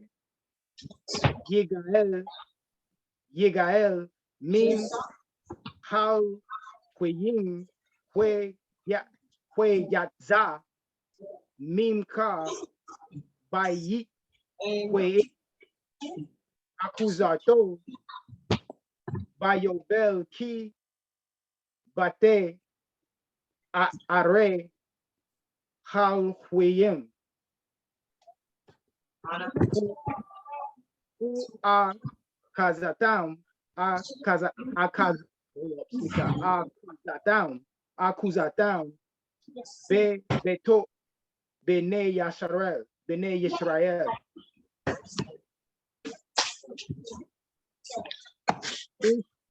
usde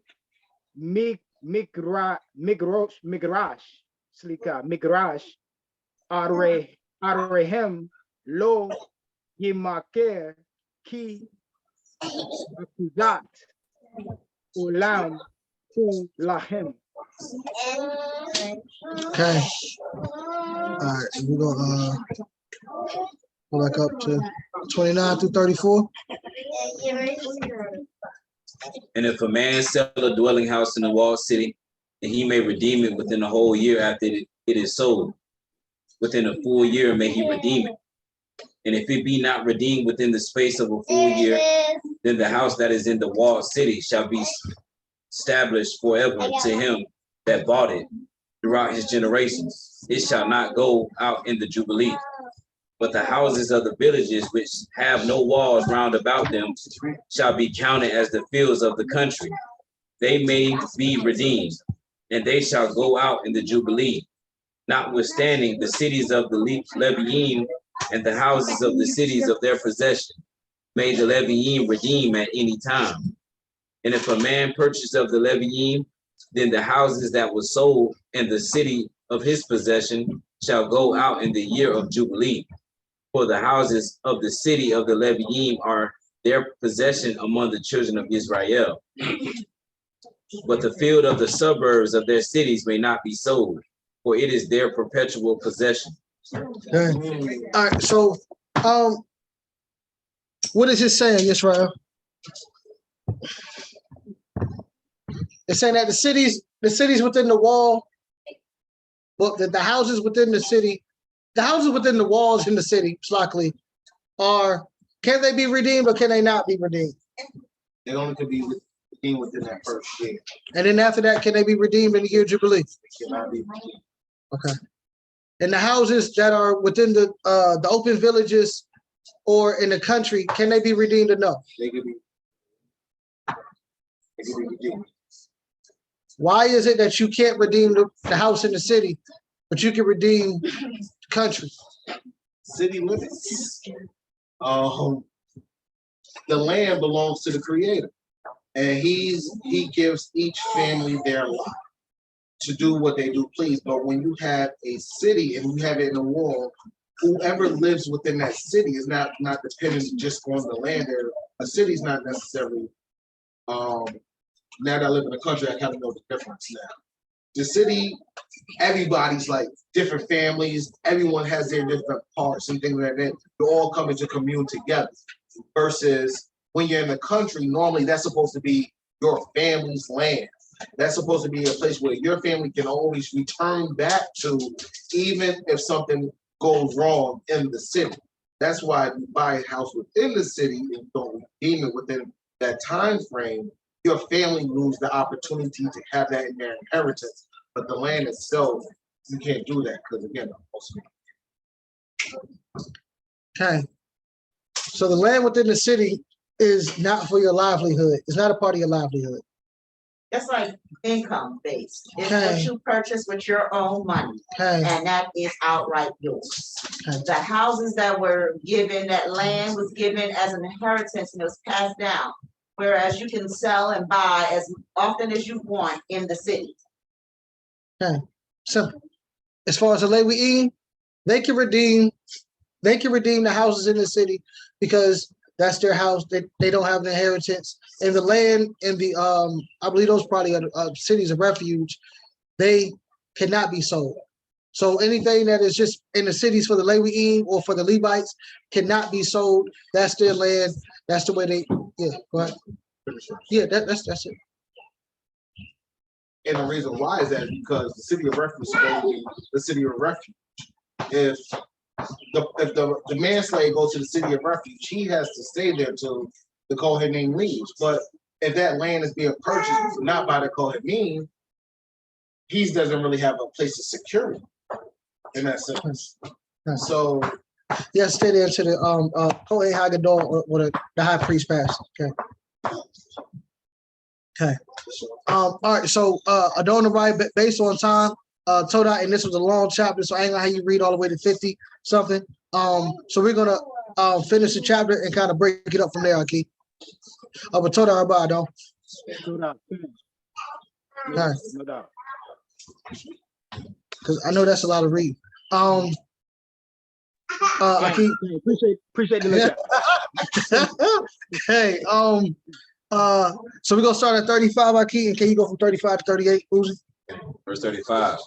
And if thy brother be waxing poor and fallen in decay with thee, then thou shalt relieve him. Yea, though he be a stranger or a sojourner, that he may live with thee. Take thou no usury of him or increase, but fear thy el, that thy brother may live with thee. Thou shalt not give him thy money upon usury, nor lend him thy victuals for increase. I am Yahuwah your El, which brought you forth out of the land of Mizraim, to give you the land of Canaan and to be your El. Okay, so this is simple. So if your brother, wax poor, he got to come live with you. He is kind of like a Gerto shop, so kind of like a hired hand. It said, do not exact advance or accrued interest. So that's one or two things. That means one, if I give you $100, that when you pay it back, you got to give me 105. That's accrued interest. Well, yeah. And then the exact advance is if I give you $100 until you pay me back, it's $5 each year added on. So either way, there is no interest that you're supposed to be lending at. Go ahead, Akeem, verse 39 Verse 39. through 43. And if thy brother that dwelleth by thee be waxen poor, and he be sold unto thee, thou shalt not compel him to serve as a bondservant, but as an hired servant, and as a sojourner he shall be with thee, and shall serve thee until the year of Jubilee. And then shall he depart from thee, both he and his children with him, and shall return unto his own family, and unto the possession of his fathers shall he return. For they are my servants, which I brought forth out of the land of Mitzrayim. They shall not be sold as bondmen. Thou shalt not rule over him with rigor, but shalt fear thy el. Okay.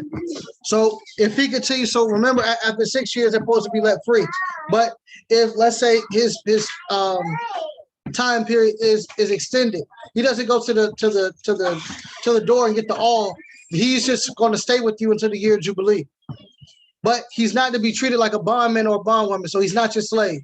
You treat him like a hired hand, and a hired hand who lives with you. So that means that they're supposed to be doing work and contributing to your household up until the year of Jubilee.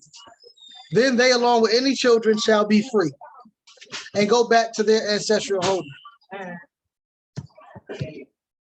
We cannot be bondmen, we cannot be bondwomen. You good? My family got to disperse. Okay. Yeah. Okay. Shalom, shalom.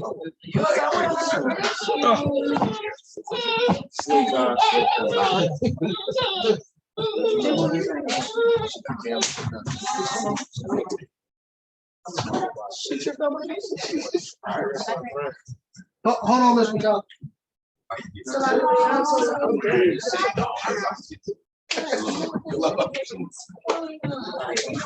You shall figure out. So Yisrael is only reason that we go into somebody else's house to serve them is when we down bad. Outside of that, we are equal. Everybody in Israel is equal. We are all servants of the Creator. So we are not bondmen and bondwomen to one another. We make sure that if we do go into somebody else's house, so on and so forth, that we make sure that they're right and that we are adding to the house and not taking away from it. 44 is where it gets interesting. Go ahead, Akeem. Both thy bondmen and thy bondmaids which thou shalt have shall be of the nations. They are round about you. Of them shall ye buy bondmen and bondmaids. Moreover, of the children of strangers that do sojourn among you, of them shall ye buy, and of their families that are with you, which they begat in your land, and they shall be your possession. And ye shall take them as an inheritance for your children after you. To inherit them for a possession, they shall be your bondmen forever. But over your brethren, the children of Israel, ye shall not rule one over another with rigor. Okay, all right, pause right there, Akeem. So this says that the bondmen and bondwomen, so the quote unquote, who they would call slaves, they are to come from the other nations. So you are to buy them from the strangers who are amongst you, right? But this is not the Geir. This is not the Geir. This is the Toshab. So these are just the people that are there. They within Israel, but they have not fully, quote unquote, converted or crossed over to fully following the ways that we follow. So I love you, but this would not be Eve's children. This would not be Eve. This would not be Eve's children. This would be somebody like you meet at the store who just happened to come and they just like what they see. Eve will be a part of us. Just so he understands, but I have to show it to you so you can understand the difference between a Geir and a Toshab. A Toshab is not a Geir. So when it comes to other nations, that way, if you ever hear somebody talking against Israel, I said that for a reason. If you ever hear somebody talking against Israel with the camps or whatever, and they say, oh, you got quote unquote other nations, you got Goyim or Esau quote unquote around you. The difference between what they're saying and what the scripture is saying is that if that quote unquote other nation, Esau quote unquote or whatever, if they have fully came into the way of Yah, they are no longer a part of this group. These are the children of alien residents. I wish I could, well, the Hebrew is up here. Hold on.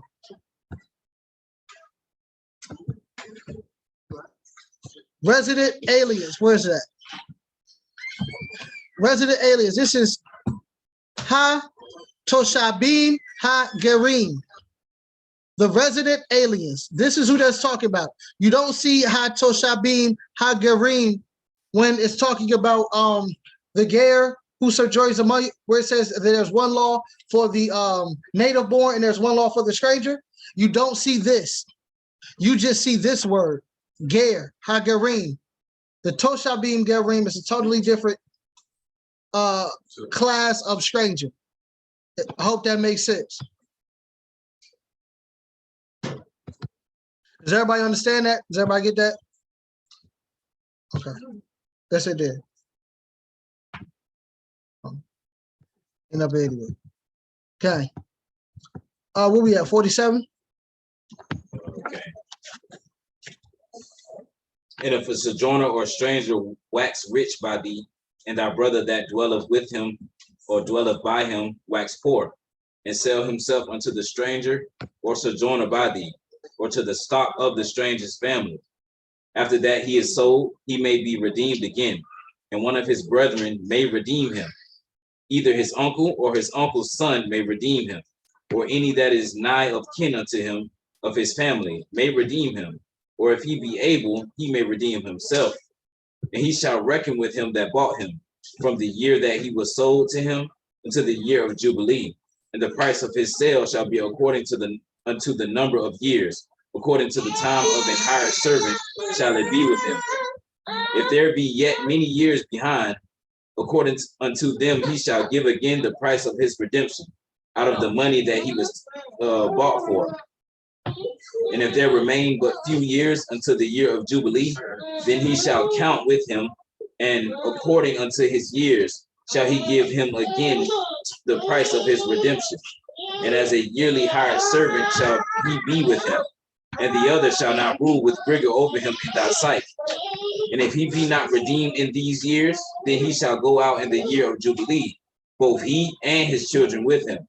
For unto me, the children of Israel are servants. They are my servants whom I brought forth out of the land of Mizraim. I am Yahuwah Yoel. Hallelujah. So it's very simple. One, we are just Yisrael. We are tops unless we fall in a situation, which means that we can either sell ourselves to one of our kin, to a ger or to a toshab.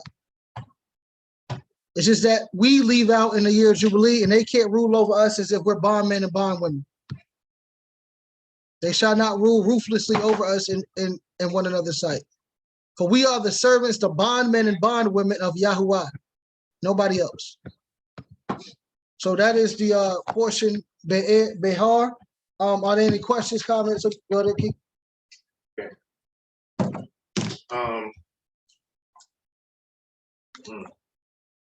I don't want to start a controversy, but the question that pops in my mind is the fact that in order for the latter passages to work,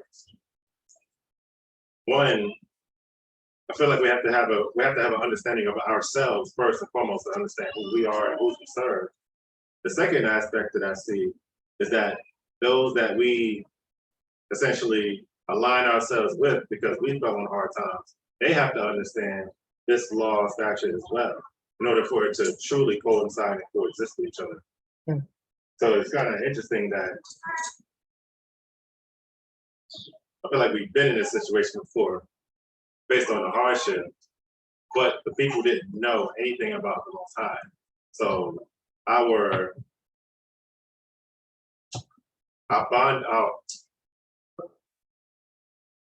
bondage was harder than what it really necessarily happened, in a sense, because they didn't know. So they dealt harshly based on their own knowledge and understanding. And also on the fact that we didn't know who were as well. Well, I get what you're saying, but another nation doesn't have to abide by this. These are the laws for Yisrael within Yisrael. Okay. So when we're in captivity, all bets are off. Because this is how you govern your nation. But when you're in another nation, Now it's something different. What did you mean by all bets off? So when it says, they can't deal ruthlessly with you, they can't deal harshly with you, so on and so forth. Oh, Another nation doesn't have to follow our nation's Torah. You said it's 1 and 2 of the next verse? Okay, yeah, my fault. Yeah, verse 1 and 2 of 26. Torah about something. Chapter 26, verse 1. Ye shall make you no idols, nor graven image, neither rear you up a standing image, neither shall set ye up any image of stone in your land to bow down unto it. For I am Yahuwah your El. Ye shall keep my Sabbaths and reverence my sanctuary. I am Yahuwah. Okay. So which goes back to verse 55 or 25. We are the servants of the Creator. So you don't make for yourself anything to serve. You don't make for yourself anything that takes the place of the Creator.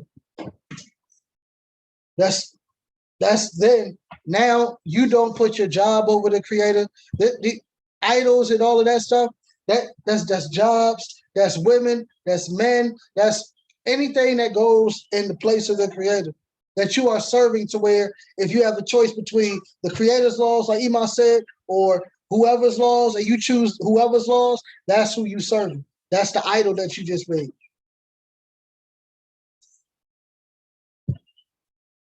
So that's how that applies to today. Whoever you serve, that's whose law you're going to keep. So, HalaYah, HalaYah for your attentiveness. Pray everybody got something out of it. HalaYah. What, Akeem? I was gonna say, so I kind of see that like not the full chapter. I mean, was the full chapter mainly speaking about servants in Israel about serving each other? Or like was it like at a certain portion of the chapter that we switched? Because I know earlier we were talking about like the reset of the 50 years of Jubilee, and they also mentioned Yom Kippur as well too, right? But then like when it got like then we kind of like started talking about servitude. Okay. And so the entire chapter really is about Jubilee. Okay. And what does get reset and what does not get reset in the midst of Jubilee.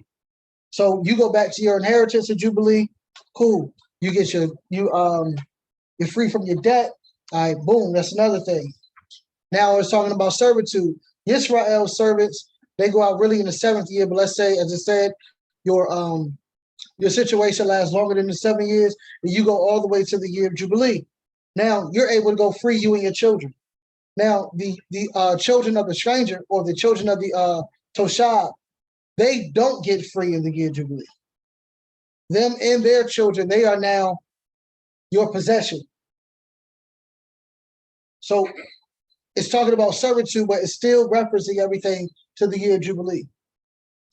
So if you say, all right, boom, I fell on hard times. All right, well, I can't go to my brother, but it's a Ger who's well off, and they say that I can come work for them and stay with them. All right, boom, I'm gonna come work for them, stay with them. They can't treat me like I'm a slave. They got to make sure I'm good, so on and so forth. I'm more like a hired hand. Okay. I'm more like a hired hand, so I'm taken care of to the point where I can make money with them, so on and so forth. I'm coming to work on whatever they're working on. So in a sense, they're kind of paying me a portion. As opposed to a servant, you just get what you need to get for that day until But as far as Israel, boom, we do what we need to do. Year of Jubilee, we leave, and that's it. So everything is really about Jubilee and what resets and what does not reset. What about you? Are there any other questions? You good, Jen? I don't know if that's a laugh because you don't understand it or what, but it's called to. I'm sure you understand it. All right, okay. If there are no other questions or anything like that, Israel, please turn in whatever you need to turn in for Shabbat. If you don't know, I know the right I was supposed to get with you, Akeem, so that's different. But if you will be at Shabbat, We would love to have that, need to have that more than likely by Yom Sheni, which is Monday. If not, then we can, talk about it and build on it. But definitely need to try to have that in by Yom Sheni. What's the deadline, Joe? Well, really as soon as possible, but Monday. And if not, we could talk offline and stuff like that. Outside of Shavuot, that's pretty much it. That's pretty much it. So we can go ahead and pray out. Oh, well, next Shabbat. What's the plans for that? We're gonna be here. Okay. So we'll go ahead and pray out. No, Anastasia. Dawid, Anastasia said call her after Shabbat. Abigail. All right, let's see.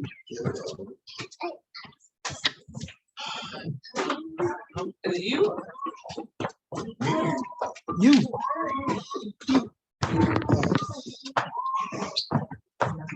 Sure. Oh yeah, I could. Our hearts and minds clear. I'll be out to Torah for this Shabbat day. Torah for keeping us alive. And I'll be asking that you to forgive us for any past sins, any transgressions, any mistakes. I'll be also asking that you forgive us for the transgressions of iniquity by ancestors, those before us. And I ask that we can learn from our mistakes and also learn from the mistakes of others. And I ask that when we are wrong, we can humble ourselves, seek forgiveness for you, seek repentance. And I will ask that prayers that are sent forth in this day can be heard by you. And I ask that you give us the strength to keep our hearts clean so that you can hear when your children speak. And I ask that you give us the strength to overcome anything in this life, any sickness, any form of poverty, any dysfunction in our households. I ask that you give us the strength to continue to the end as we seek your face. And I ask that you can remove the spirit of murmuring, complaining, and I ask that we will not be deceived by our own hearts, but I ask that we can find the joy in every situation, whether we be afflicted in our ruach, our spirit, whether we be afflicted in our body. And I ask that you give us the strength to help our brothers and sisters out when they're in need. And I ask that you can humble the hearts of those that need help, to seek help. Now, above all things, I ask that you can strengthen our faith, strengthen our heart, so that we can cleave to you and cleave to you only. And I ask on this day that you can hear all the prayers that are sent forth, and I ask that you can answer them to be your will.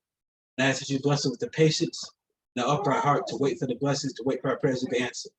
Bless you are Yahweh, blessed is your name, Yahweh. Blessed he that comes in the name of Yahweh. Baruch Hashem, Yahuwah, amen, amen. Amen, amen. HalaYah. Hallelujah. Okay. Told her about getting it on the raya.